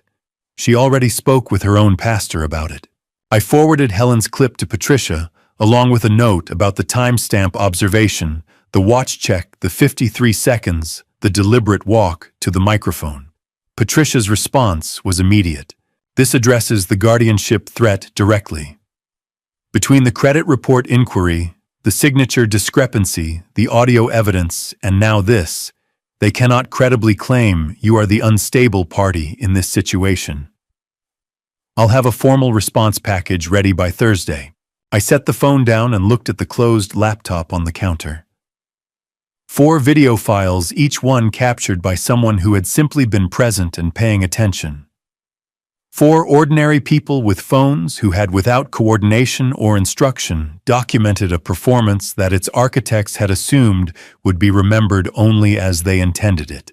I replayed the clip one more time in my mind. Emily's glance at her watch. The 53 seconds. The deliberate walk. There was something else in that footage, though. Something I had noticed in the final few seconds before Helen's phone had stopped recording. A detail so small I'd almost passed over it. A detail that, if I was reading it correctly, pointed to something I hadn't yet fully accounted for. I didn't mention it to Margaret that night. I needed to look at it again in the morning more carefully before I said anything to anyone. Before I reveal what the investigation confirmed, and trust me, what came back in that report was something I was not fully prepared to see in writing. I want you to do one thing. Comment the word "open" below. Just that one word. It tells me you are here, and it tells me this story is reaching the right person. What I am about to share is the moment everything stopped being a suspicion and became a fact. A small note. The following portion of this story contains certain recreated and fictionalized elements, included purely for educational and storytelling purposes. If you feel this content is not the right fit for you, this is a perfectly good place to stop and choose something that serves you better. That decision is entirely yours. I was in the garage at 5:45 Tuesday morning with Helen's clip open on my laptop and a cup of coffee I hadn't touched. The detail I had noticed the night before was in the final 11 seconds of the recording. At the point where Helen's phone had been angling slightly downward, she had been lowering it, probably assuming the main event was over. The frame had caught a brief, unguarded exchange near the side gate of Derek's backyard. Derek, and a man standing close beside him. The man was turned partially away from the camera, but his profile was visible for 3 clear seconds before Helen's recording ended. Medium build, light jacket, despite the July heat, the particular posture of someone who belonged somewhere without wanting to be noticed belonging there. I had seen that profile in a document. I pulled up the email chain Sandra had provided the exchange between Derek and his business contact, arranging the lease extension. The name at the top of the chain was Garrett Holloway. I had no photograph of Garrett Holloway, but I had a 3-second profile in a video taken at my birthday party, and I had the instinct of a man who had spent 30 years reading people across a repair counter. I called Patricia at 7:15. "The man standing with Derek when the banner flew over," I said. "I think it's Garrett Holloway, the contact from the lease extension email chain." A pause. "If that's confirmed, it places a material witness to the fraud at the scene of the public humiliation." "That's not coincidence, Raymond. That's coordination across multiple fronts." Another pause. "Send me a screenshot of the frame. I'll have someone who knows Holloway's face take a look." I sent it within the minute. By 8 o'clock, Margaret had made breakfast. Neither of us was particularly hungry and we were sitting across the kitchen table from each other with the quiet that had become familiar between us. Not empty silence, but the kind that holds weight without requiring words to fill it. "Whatever Pinnacle finds," she said finally, "it goes further than Derek and Emily, doesn't it?" It wasn't a question. Probably, I said. Garrett Holloway arranged the paperwork. Derek signed off on the plan. Someone paid for the banner, organized the live stream, scripted Emily's speech. I turned my coffee cup in my hands. This wasn't put together by two people acting on impulse. She nodded slowly. And if the investigation goes where it might go, what happens to the people who work for Derek? The ones who just showed up to do their jobs? I had been sitting with that question since Frank had first raised the insurance lapse issue 2 weeks ago. I didn't have a clean answer then. I still didn't have one now. Frank arrived at 9, as I had asked him to. He sat at the kitchen table with a legal pad and listened without interrupting while I walked him through everything: Helen's clip, Garrett Holloway's profile, the credit inquiry, the insurance lapse, the audit Pinnacle had triggered. When I finished, he was quiet for a long moment. "Ray," he said, "I need to ask you something directly. If Pinnacle's investigation confirms fraud, full confirmation, not just discrepancy, and they refer the matter to the lender and insurer, Derek's company loses its financing structure. The lease gets pulled. Depending on the lender's response, the credit line could be called in." He set his pen down. "That's not a fine. That's a collapse. I know, and there are people working for that company who had nothing to do with any of this." "I know that too." He looked at me steadily. "So what are you going to do?" I had thought about this the way I thought about a complicated repair, not rushing to a conclusion, but working through each component until the answer became the only one that made mechanical sense. "I'm going to submit what I have," I said. "Everything Sandra gave us, everything Pinnacle already has. I'm not going to add to it or exaggerate it or push beyond what the evidence actually shows." I paused. "But I'm also going to call Patricia today and ask whether there's a mechanism formally, legally, to separate the fraud investigation from the employment question. To make sure that whatever happens to Derek's business doesn't automatically pull the floor out from under people who never had a vote in any of this." Frank picked his pen back up. "That's the right answer," he said. "It's also the harder one. Most right answers are." The call from Pinnacle came at 9:47. It was Robert Vance, and his voice had a different quality than it had in the conference room. More careful, more formal, the voice of a man reading from a script that the legal department had approved.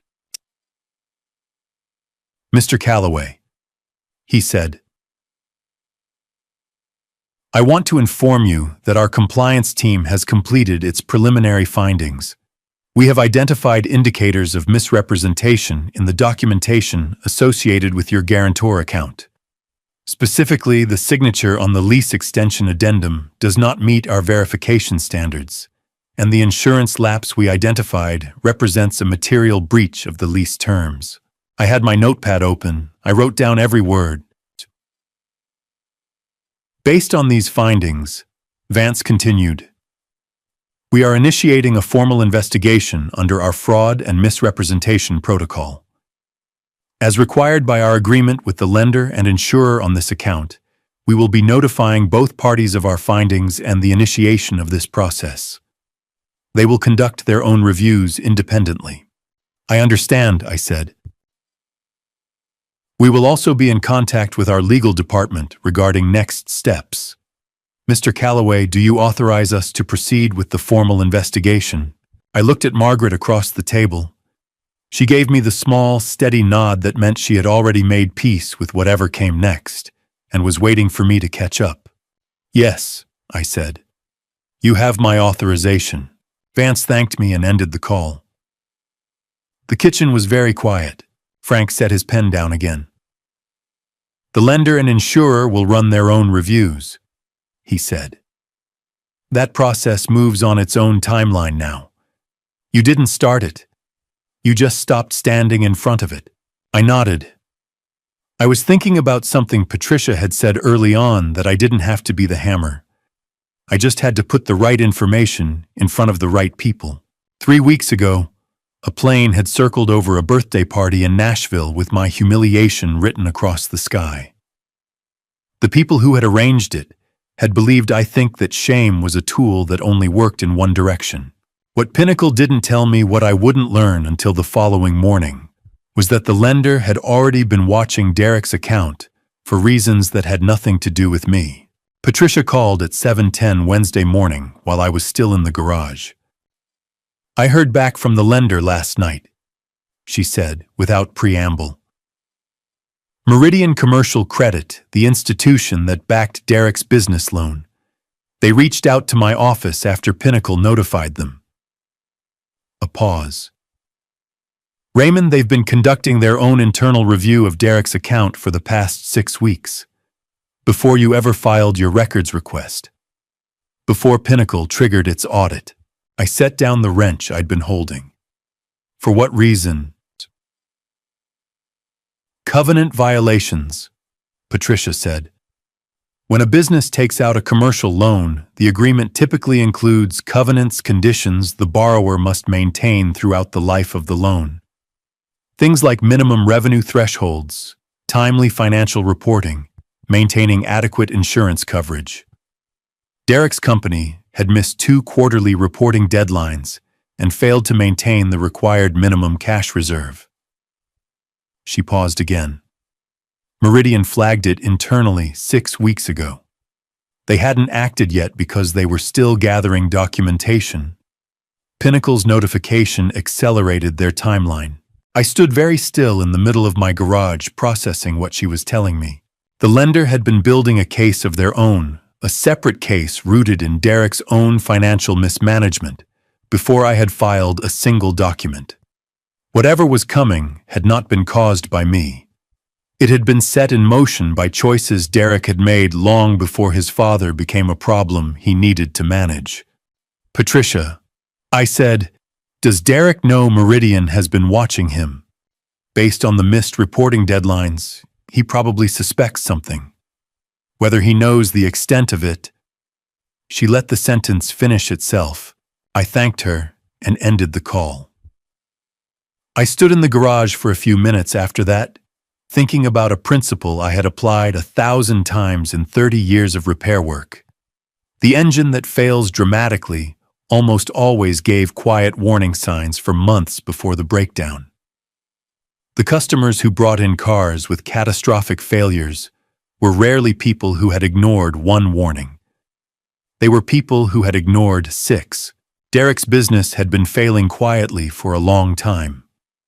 The banner and the birthday party had been, among other things, a distraction, a way to create noise while the machinery underneath was already coming apart.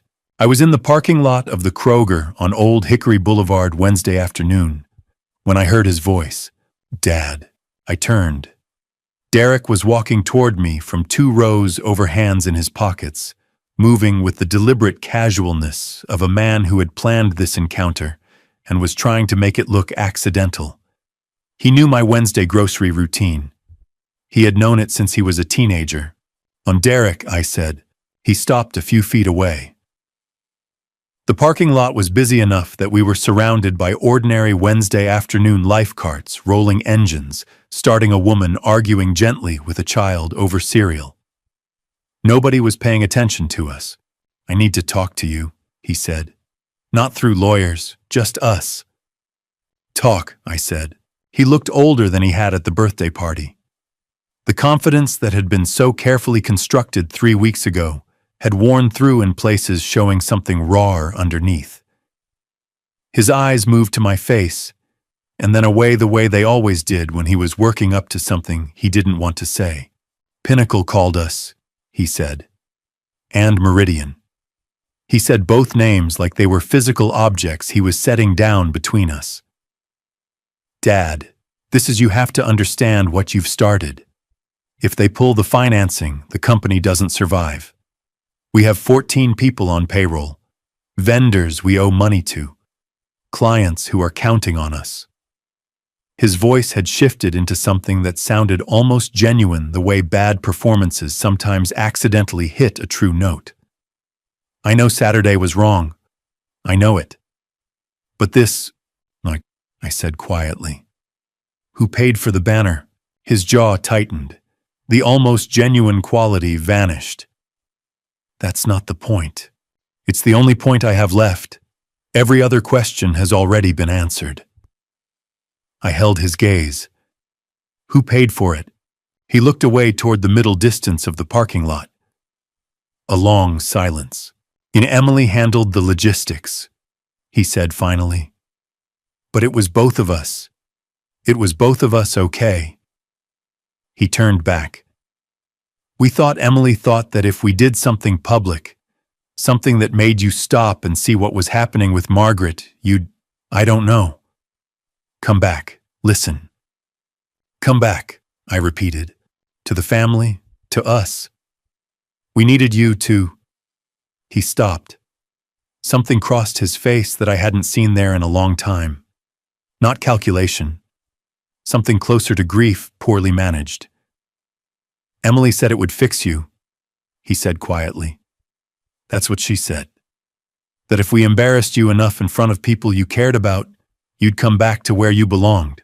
I looked at my son for a long moment. Fix me. As though I were a machine that had drifted out of alignment and needed to be shocked back into the correct position. As though 62 years of living and working and raising him had produced something that could be corrected with a banner and a microphone. Derek, I said, I need you to go home. Dad. Go home. If you want to talk, tell your attorney to call Patricia Owens.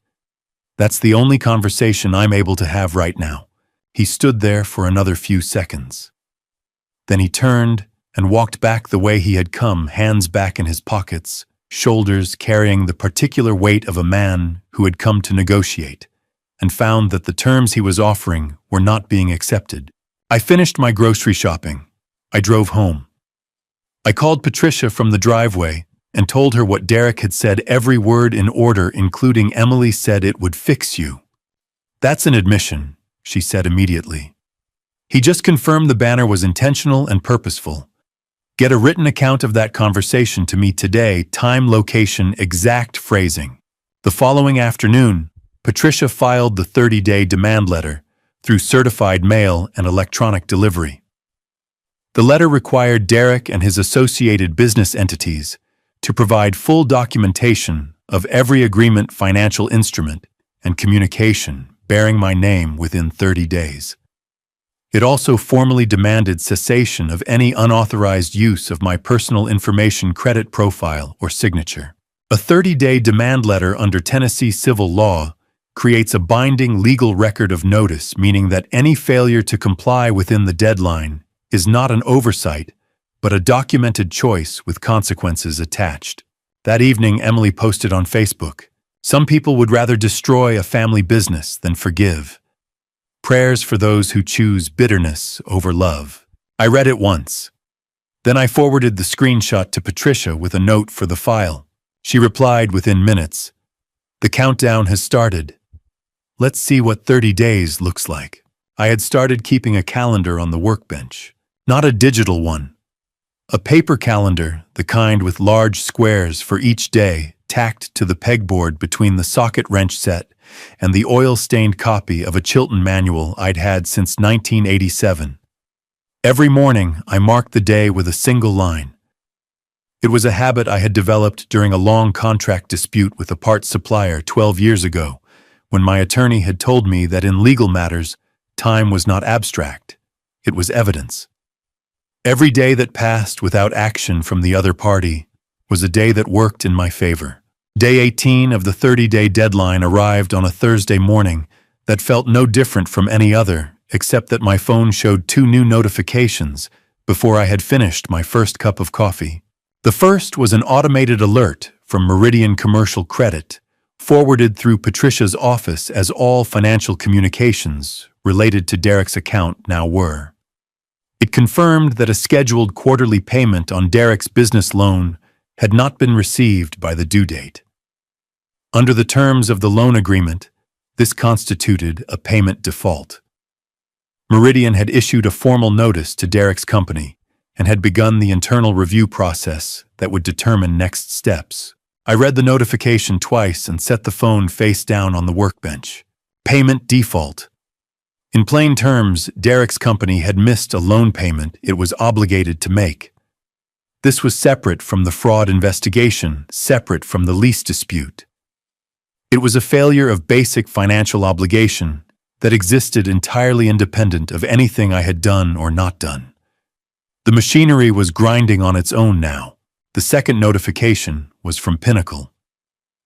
Their records showed that the supplemental insurance rider on the leased vehicle, the same rider whose lapse I had identified weeks earlier, had come up for renewal and had not been renewed. A second lapse on top of the first. 2 violations of the same lease clause documented independently. I forwarded both notifications to Patricia with a short note. She called back within 20 minutes. "They're out of runway," she said. "Between the Meridian default and the second insurance lapse, they needed your signature on something to buy time.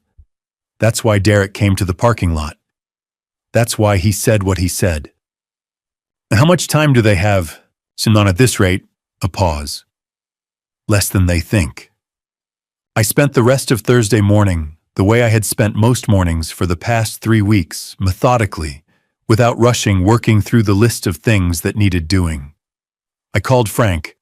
I reviewed the demand letter timeline with Patricia. I sat with Margaret over lunch and told her where things stood plainly and without dramatizing it, because she had earned the right to know exactly what was happening in her own life. She listened, finished her sandwich, and said, "What do you need from me today?" That was the thing about Margaret that I had come to rely on without fully realizing it. She never asked what was going to happen. She always asked what needed doing next. "Nothing today," I said. "Just stay close."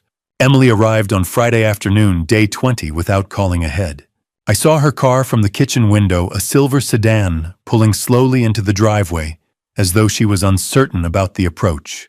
Margaret was in the living room and saw my expression change. "Who is it?" she asked. "Emily." Margaret stood up. "Do you want me here?" "Yes," I said. "I want you exactly here." We went to the front door together.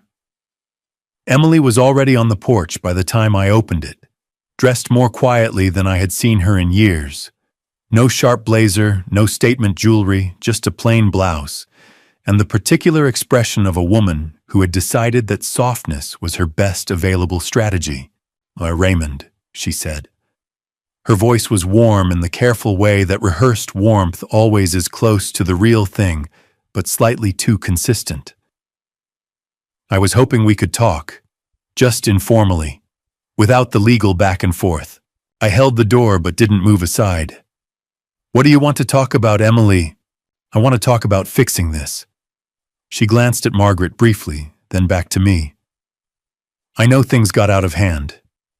I know the party was—" She paused, choosing her word. "Excessive. And I'm sorry for that. I am.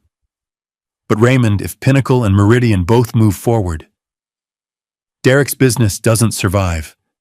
We lose everything. The house." Her voice caught on something that might have been genuine. "We have a child. We have a life we've built." I looked at her for a long moment. There was something almost convincing about it. Almost. The catch in the voice, the quieter clothes, the careful use of my first name, instead of the pointed formality of recent weeks. It was a good performance, and I had no doubt she had rehearsed it. But underneath the softness was the same Emily who had checked her watch 53 seconds before the banner appeared. Who had said she's after the assets into a live microphone. Who had texted, "We have documentation that proves you've been erratic," from her own phone with her own name attached. When Emily. I said, "I hear what you're saying, and I understand the situation you're describing." I kept my voice even, But everything related to these matters goes through my attorney. That's not me being difficult.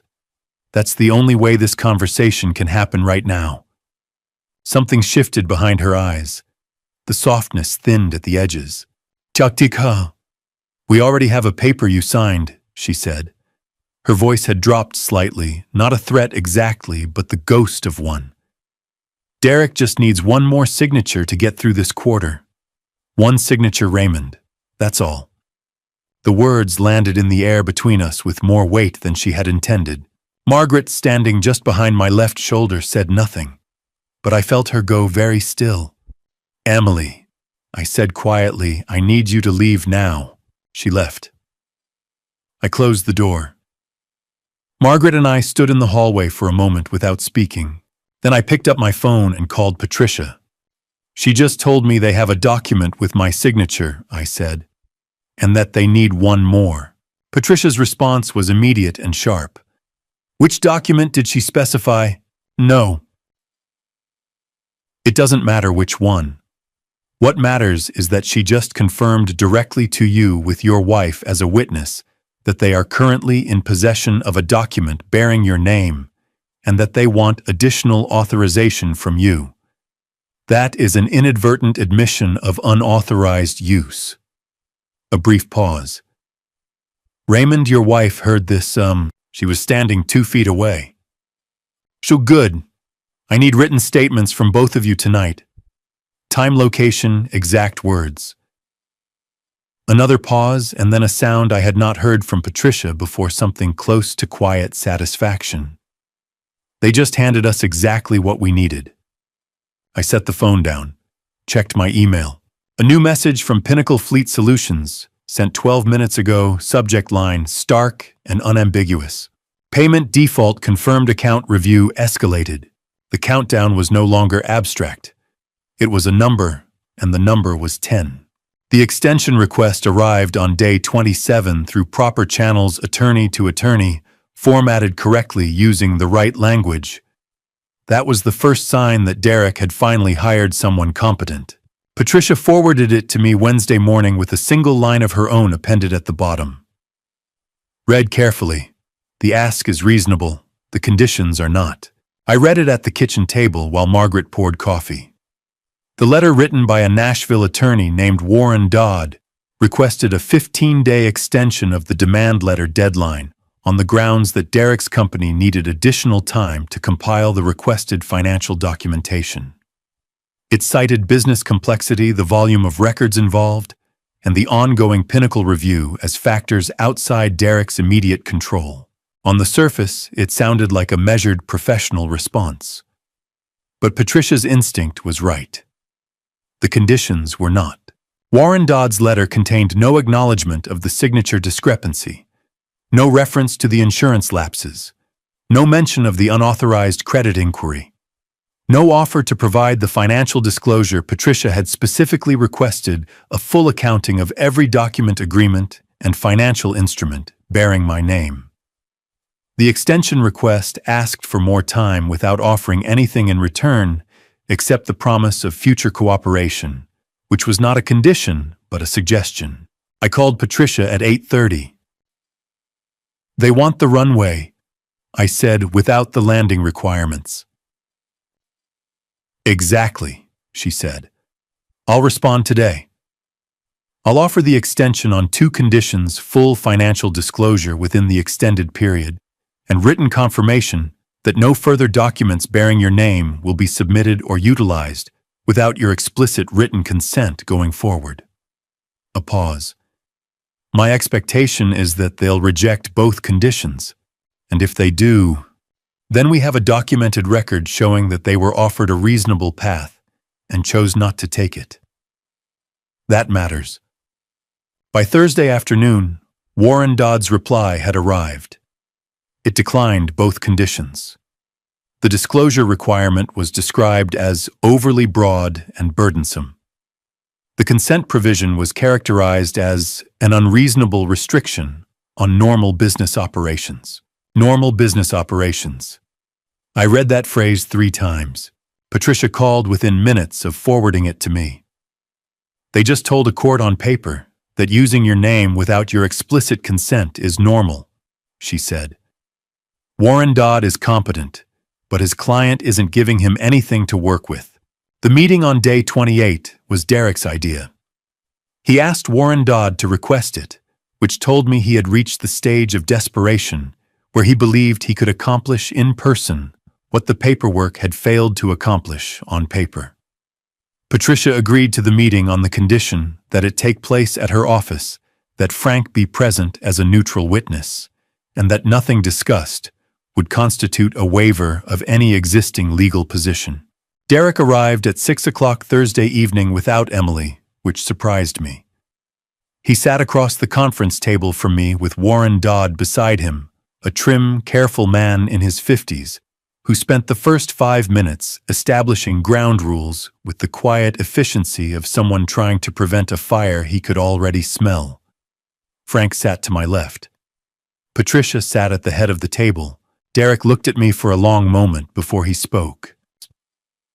"Dad," he said, "I need you to understand what happens if this goes all the way. People lose jobs. Vendors don't get paid. We have clients who are counting on us for projects that are already underway." His voice had the quality I had heard in the parking lot, almost genuine, stretched thin over something harder underneath. "I'm not asking you to forgive everything. I'm just asking you to give us room to fix it." Shakti Saiti, Derek, I said. The banner flew over a party of 90 people. Your wife stood at a microphone and made false statements about my wife in front of those same 90 people. Someone used my signature on a legal document I never authorized. Someone made a credit inquiry in my name without my knowledge. I folded my hands on the table. Which part of that is a misunderstanding that needs room to fix? He shifted in his seat. Warren Dodd put a hand lightly on his forearm, a lawyer's signal to slow down. But Derek wasn't reading signals anymore. "It was a mistake," Derek said. "The banner was it was meant to get your attention. It was supposed to be a wake-up call, not a," he stopped, restarted. "It was a joke that went too far." I looked at him steadily. "Does a joke come with an invoice?" Silence. Frank to my left wrote something on his legal pad without looking up. "The banner company billed someone," I continued. "The pilot filed a flight plan. There was a transaction, a schedule, a coordination between at least 3 parties. That's not a joke. That's a production."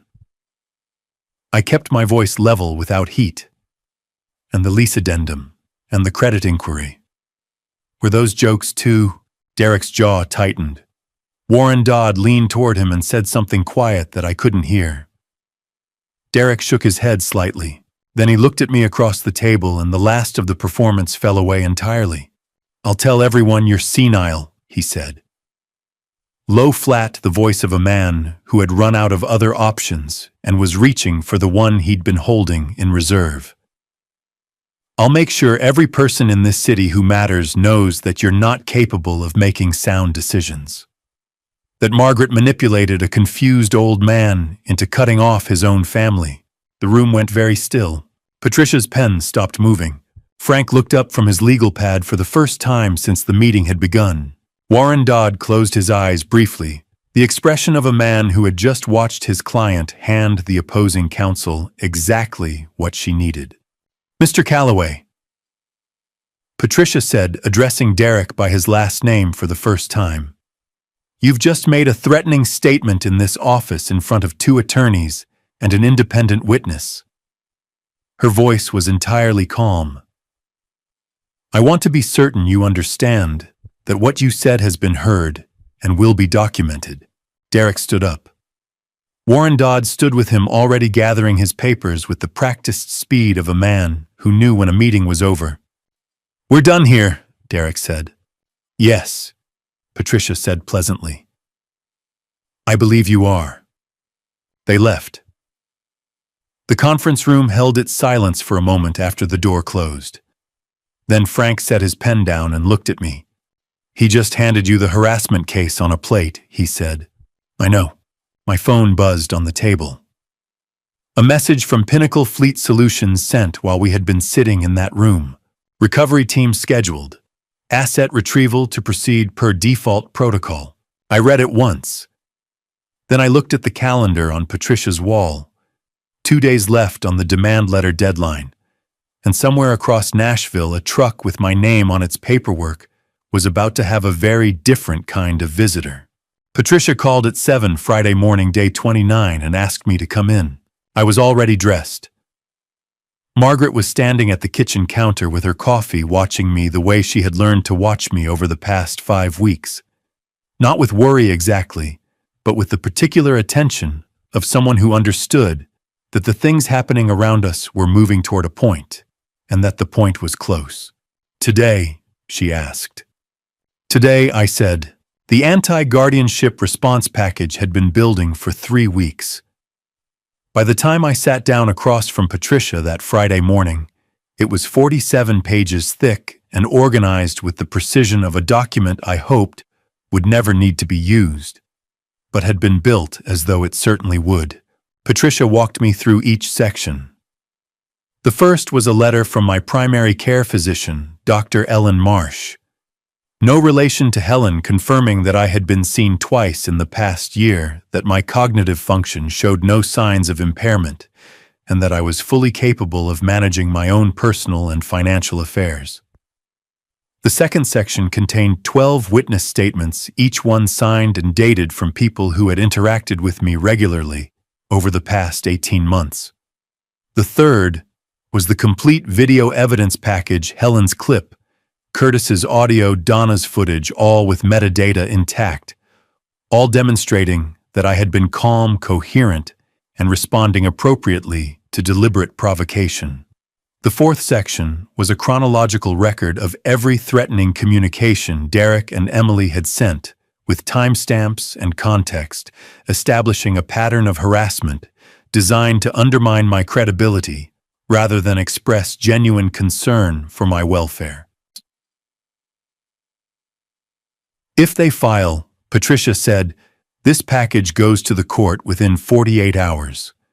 A guardianship petition filed in bad faith against someone with this level of documented capacity and this level of documented harassment from the petitioners is not just likely to fail, it creates liability for the people who filed it. And if they don't file, then this sits in a drawer and you never need it. She folded her hands on the desk. But Raymond, I want you to understand something. The fact that we built this, the fact that it exists, means that option is effectively closed to them. They know we're ready. Warren Dodd knows we're ready. And a competent attorney does not walk a client into a courtroom to file a petition they already know will fail and create blowback. I signed the final authorization page and slid it back across the desk. Patricia looked at it for a moment. Then she looked at me. Pinnacle confirmed the recovery schedule this morning. The retrieval team is moving tomorrow. She told me the time and the general location, a commercial yard on the east side of the city, where Derek's company stored equipment and vehicles. As the guarantor on the account, I had been formally notified of the recovery action, which was standard procedure. I was not required to be present, and Patricia strongly suggested I not go near the site. I told her I understood. Margaret and I drove east on Saturday morning without discussing where we were going or why. Some things don't need to be narrated between two people who have been paying attention to the same story. I parked on a side street 2 blocks from the commercial yard at 8:45, engine off, windows down to let in the warm August morning air. We didn't talk, we sat. At 9:03, a flatbed truck and a recovery vehicle turned onto the street ahead of us and continued toward the yard entrance. The Pinnacle Fleet Solutions logo was visible on the door panel of the recovery vehicle as it passed, dark lettering on a white background, official and unremarkable, the way the machinery of consequences always looks when it finally arrives. I had expected to feel something dramatic at that moment. Triumph, maybe, or relief, or the particular satisfaction of a long calculation finally resolving. What I felt instead was something quieter and less defined, not emptiness, but a kind of stillness. the stillness of a man watching something end that had needed to end for a long time. We heard Derek before we saw him. His voice carried across the distance between the side street and the yard entrance, not words, at first just volume, the sound of someone who had walked into a situation they had not fully believed would materialize until it was standing in front of them. Then the words became clear. "You can't do this. This is my equipment. This is my business. You can't just—" A second voice, flat and professional. "Mr. Calloway, this is a standard recovery action under the terms of your lease agreement. You've received written notice of the default and the recovery schedule. We're authorized to proceed. I'm calling my attorney right now. You don't touch anything until—" "You're welcome to call your attorney, sir. The recovery will proceed while you do." A long silence. Then Derek's voice again, stripped of everything, the confidence, the performance, the carefully constructed authority he had worn since he was a teenager, standing in doorways he hadn't been invited to enter. "So, he did this," Derek said. The words were not loud. They were the words of a man talking to himself as much as anyone else. "My own father did this to me. I did not move. I did not speak. I sat in my truck on a side street 2 blocks away and listened to the sound of consequences arriving on schedule. Margaret put her hand over mine on the center console. She didn't say anything. She didn't need to. At 9:27, my phone buzzed. A text from Derek sent from the yard while the recovery team worked around him. "You killed us, Dad. I hope you're proud."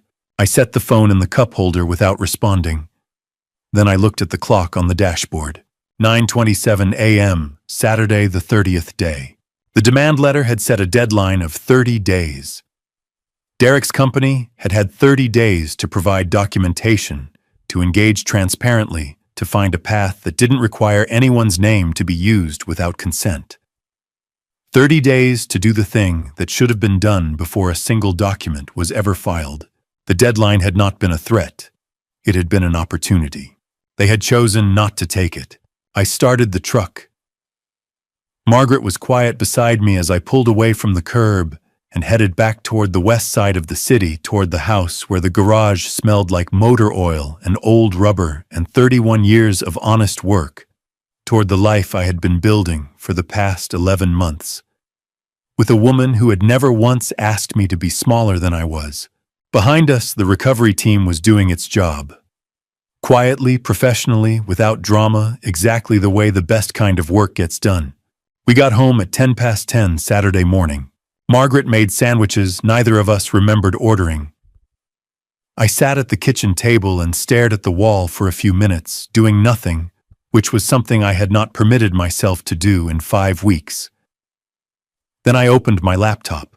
The statement took me 40 minutes to write, and 15 minutes to cut down to something I was willing to put my name on. The final version was 112 words. I had Patricia review it by phone before I posted it. Anywhere she read it twice, suggested one word change and told me it was clean. I posted it to my personal Facebook account, which I had not used in 8 months, at 11:37 Saturday morning. It read, "For those who have reached out with concern, thank you. I want to be straightforward about what happened at my birthday party on July 5th. A banner was flown over the event containing statements designed to humiliate me and my wife in front of our friends and family. False statements were also made publicly about my wife's character. I did not respond with anger at the time, and I am not responding with anger now. I am responding with documentation. The facts speak clearly enough. I wish everyone involved well, and I ask that further contact be directed to my attorney." Attached below the statement were 3 images, a screenshot of the banner footage from Donna's clip, a photograph of the anonymous envelope with the typed message, and a single frame from Helen's video showing Derek's face turned toward his phone, smiling as the banner passed overhead. I closed the laptop. Margaret read the post on her phone and set it down without comment. We ate our sandwiches. By early afternoon, Patricia called. "The post is being shared," she said. "People who were at the party are commenting.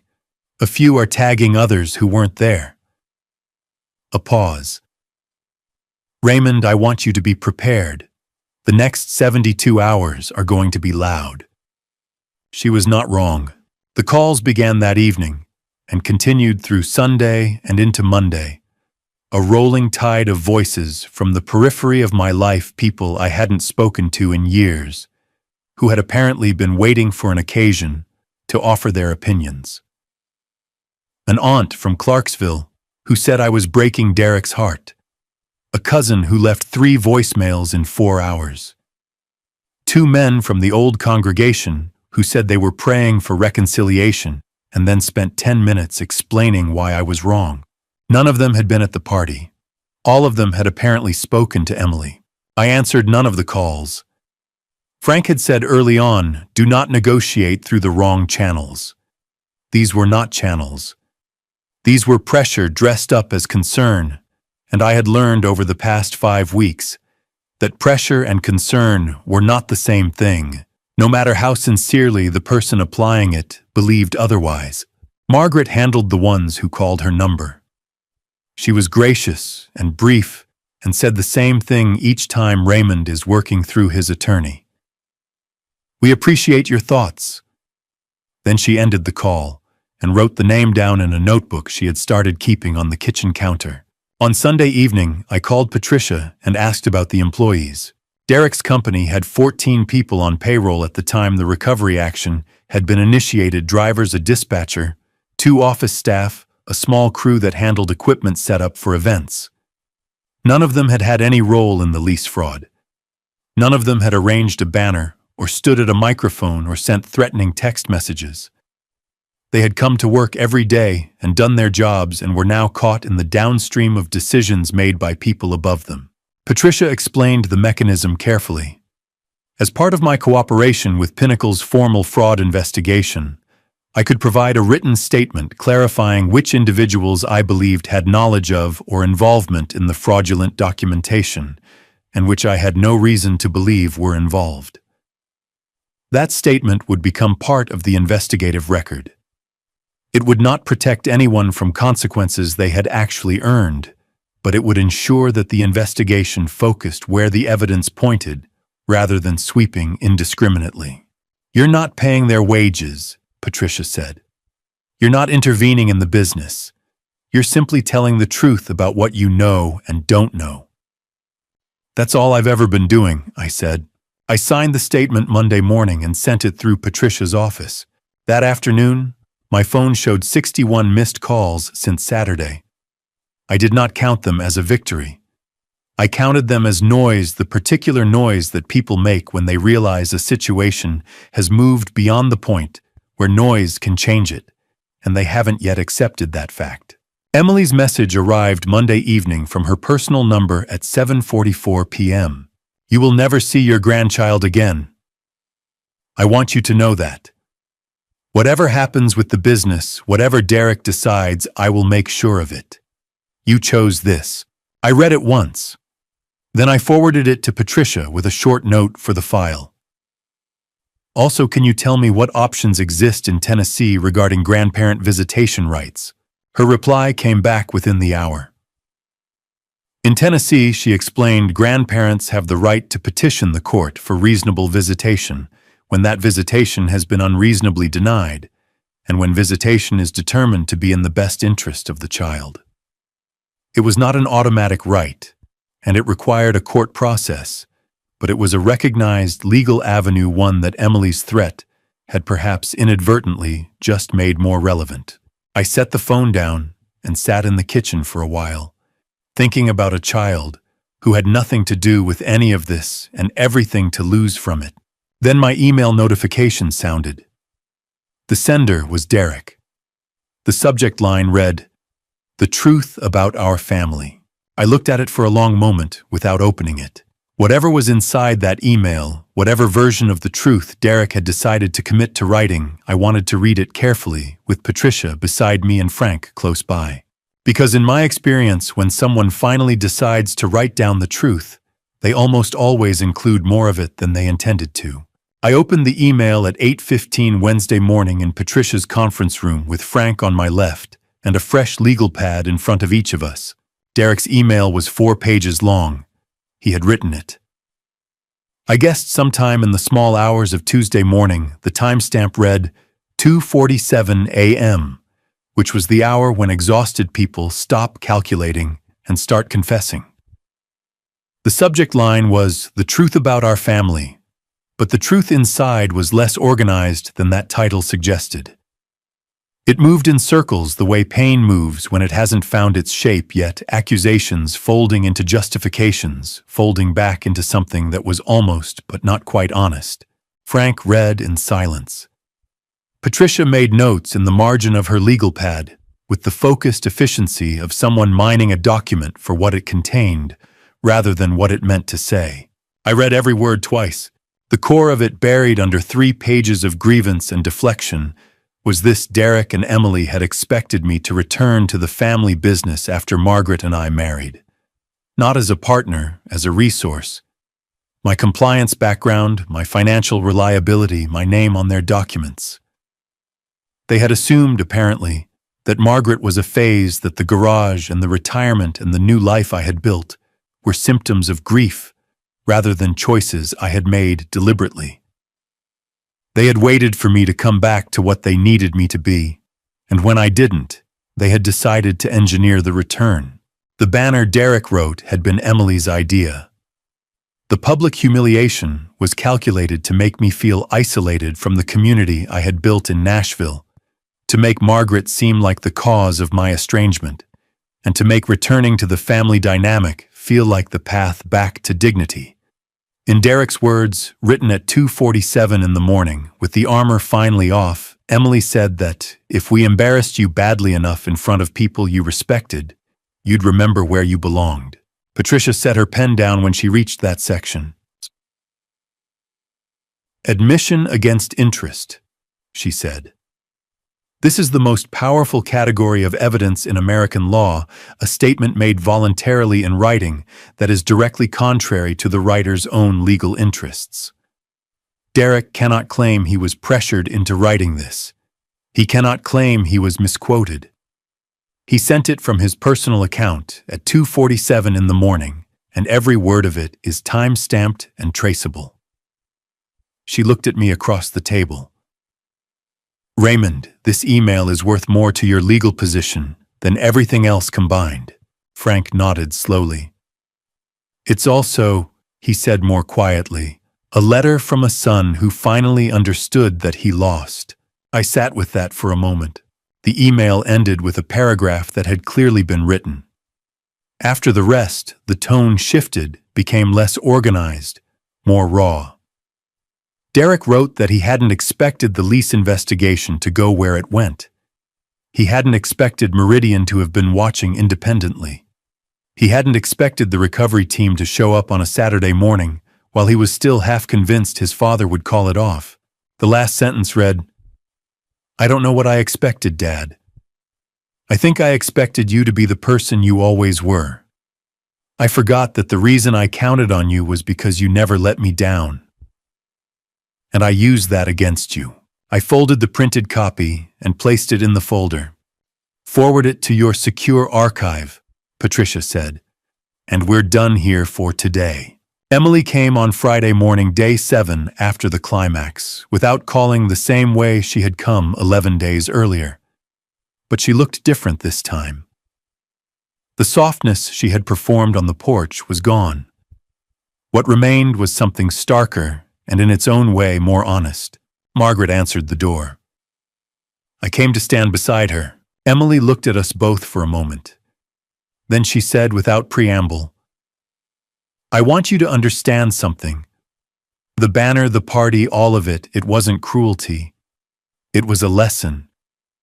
You needed to understand what happens when you choose a stranger over your own family." The word lesson landed in the air between us. I thought about a lesson. A lesson is something a teacher gives a student. It implies authority, implies the right to instruct. Emily had stood at a microphone and made false statements about my wife in front of 90 people and called it a lesson. Emily, I said, I need you to leave. She didn't move immediately. You're going to regret cutting us off. Derek is trying and you're... Emily, my voice stayed even. Leave. She left. The door closed. Margaret and I stood in the hallway in silence for a moment. That's the closest she's ever come to admitting it, Margaret said. Could I know, I said, and it was the last thing I needed to hear. I called Patricia and reported the visit. The word lesson joined the file. That evening at 7:53 p.m. My phone showed a message from an account I didn't immediately recognize, a username that turned out to belong to a tablet registered to a child's profile, the kind of restricted account that parents set up for young children and then forget to fully monitor. The message was 6 words. Grandpa, I'm scared. Are you okay? Lucas was 9 years old. Derek and Emily's son, my grandson. A quiet boy who liked building things and asking questions about how engines worked. I had not seen him since before the birthday party. Emily's threat from Monday evening sat in my memory like a splinter I hadn't been able to locate precisely. I typed back, carefully aware that the conversation might be seen. I'm okay, buddy. Are you safe? His reply came in 2 minutes. Yes. Mom is mad. Dad is sad. I miss you. I set the phone down and looked at Margaret across the kitchen table. She had seen the exchange over my shoulder and was very still. He reached out on his own, she said. He did. Then we respond the right way. I called Patricia the following morning and asked her to begin the preliminary paperwork for a grandparent visitation petition, not to file yet, but to have it ready. I also asked her to identify a family counselor who could serve as a neutral contact point, someone Lucas could be directed toward if he needed support, that didn't require going through his parents. Patricia said she would have names by end of week. Then she asked, does he know you're working on it? I thought about the 6 words on my phone screen. Grandpa, I'm scared. Are you okay? Not yet, I said, but he will. That night, Lucas sent one more message before his tablet went offline. I want to come visit you. Can I? I looked at that sentence for a long time. Then I looked around the kitchen, the table where Margaret and I had sat, through 5 weeks of careful, exhausting, necessary work. The hallway where Emily had stood and called a betrayal a lesson. The driveway where my father had once sat in his own truck thinking about what to say. I knew sitting there that before Lucas came through that door, there was something I needed to finish first. Something in the garage with a folder that had been open for too long. The garage smelled the way it always had: motor oil, dry wood, and something I could never quite name. Maybe time. Maybe the particular weight of years spent doing honest work with both hands. I stood in the center of the space on a Thursday morning in early September, 3 weeks after the recovery team had driven away with Derek's leased equipment. Patricia had filed the grandparent visitation petition the previous Friday. Frank had helped me haul out the old metal shelving along the east wall, and now I was looking at what had always been underneath a wooden workbench my father built in 1974, solid oak, still square, still level after 51 years. I had meant to restore it for a long time. Margaret appeared in the side doorway, 2 mugs of coffee in hand. She gave me one without a word. We stood together and looked at the bench. You're going to refinish it before he comes, she said. It wasn't a question. Yes, I said. Lucas had sent 3 texts over the past 2 weeks. The messages were short, 9-year-old short, but each one landed somewhere in my chest, like something heavy and warm arriving at the same moment. Can I see the garage? Do you still have the old socket set? Mom said maybe Saturday.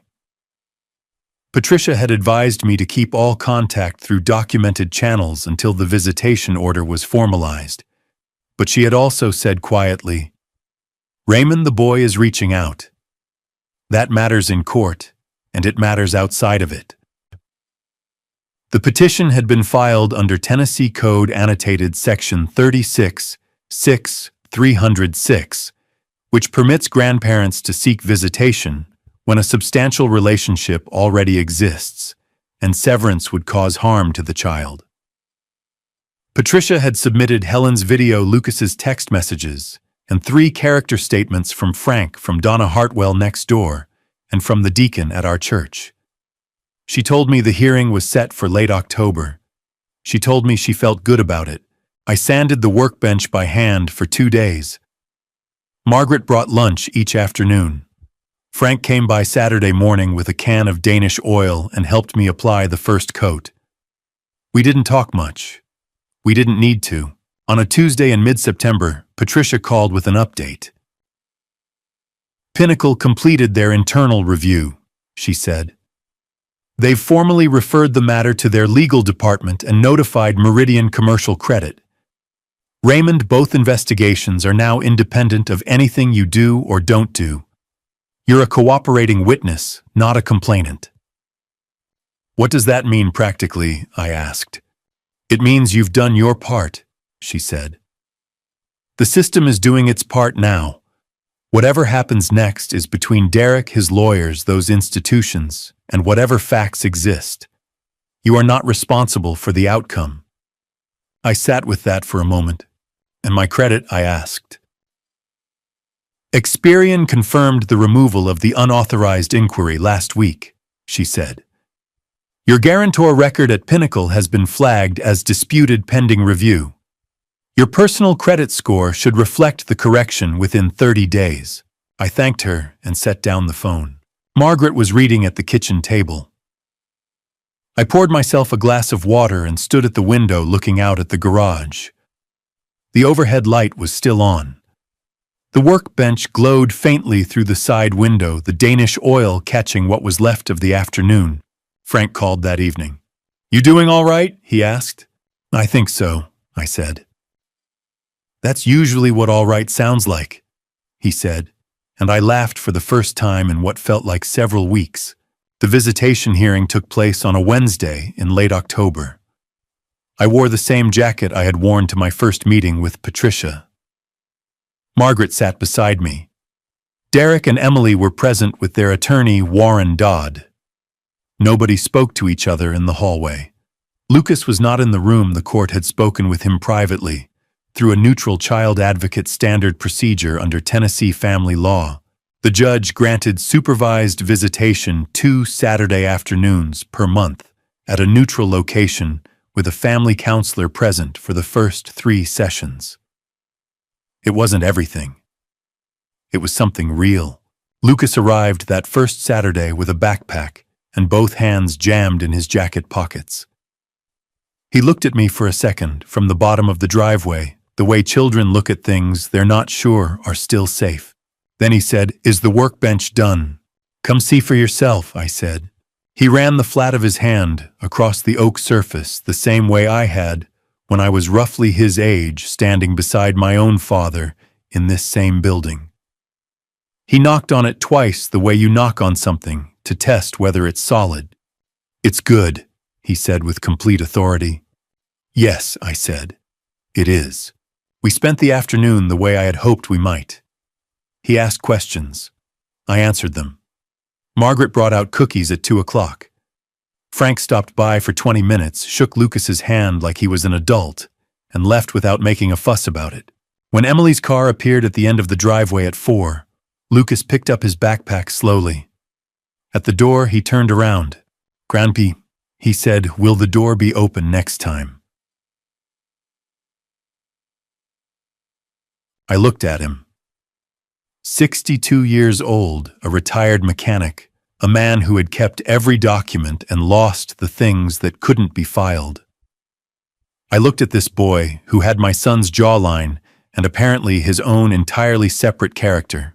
"Skak," I said, "this door has always been open."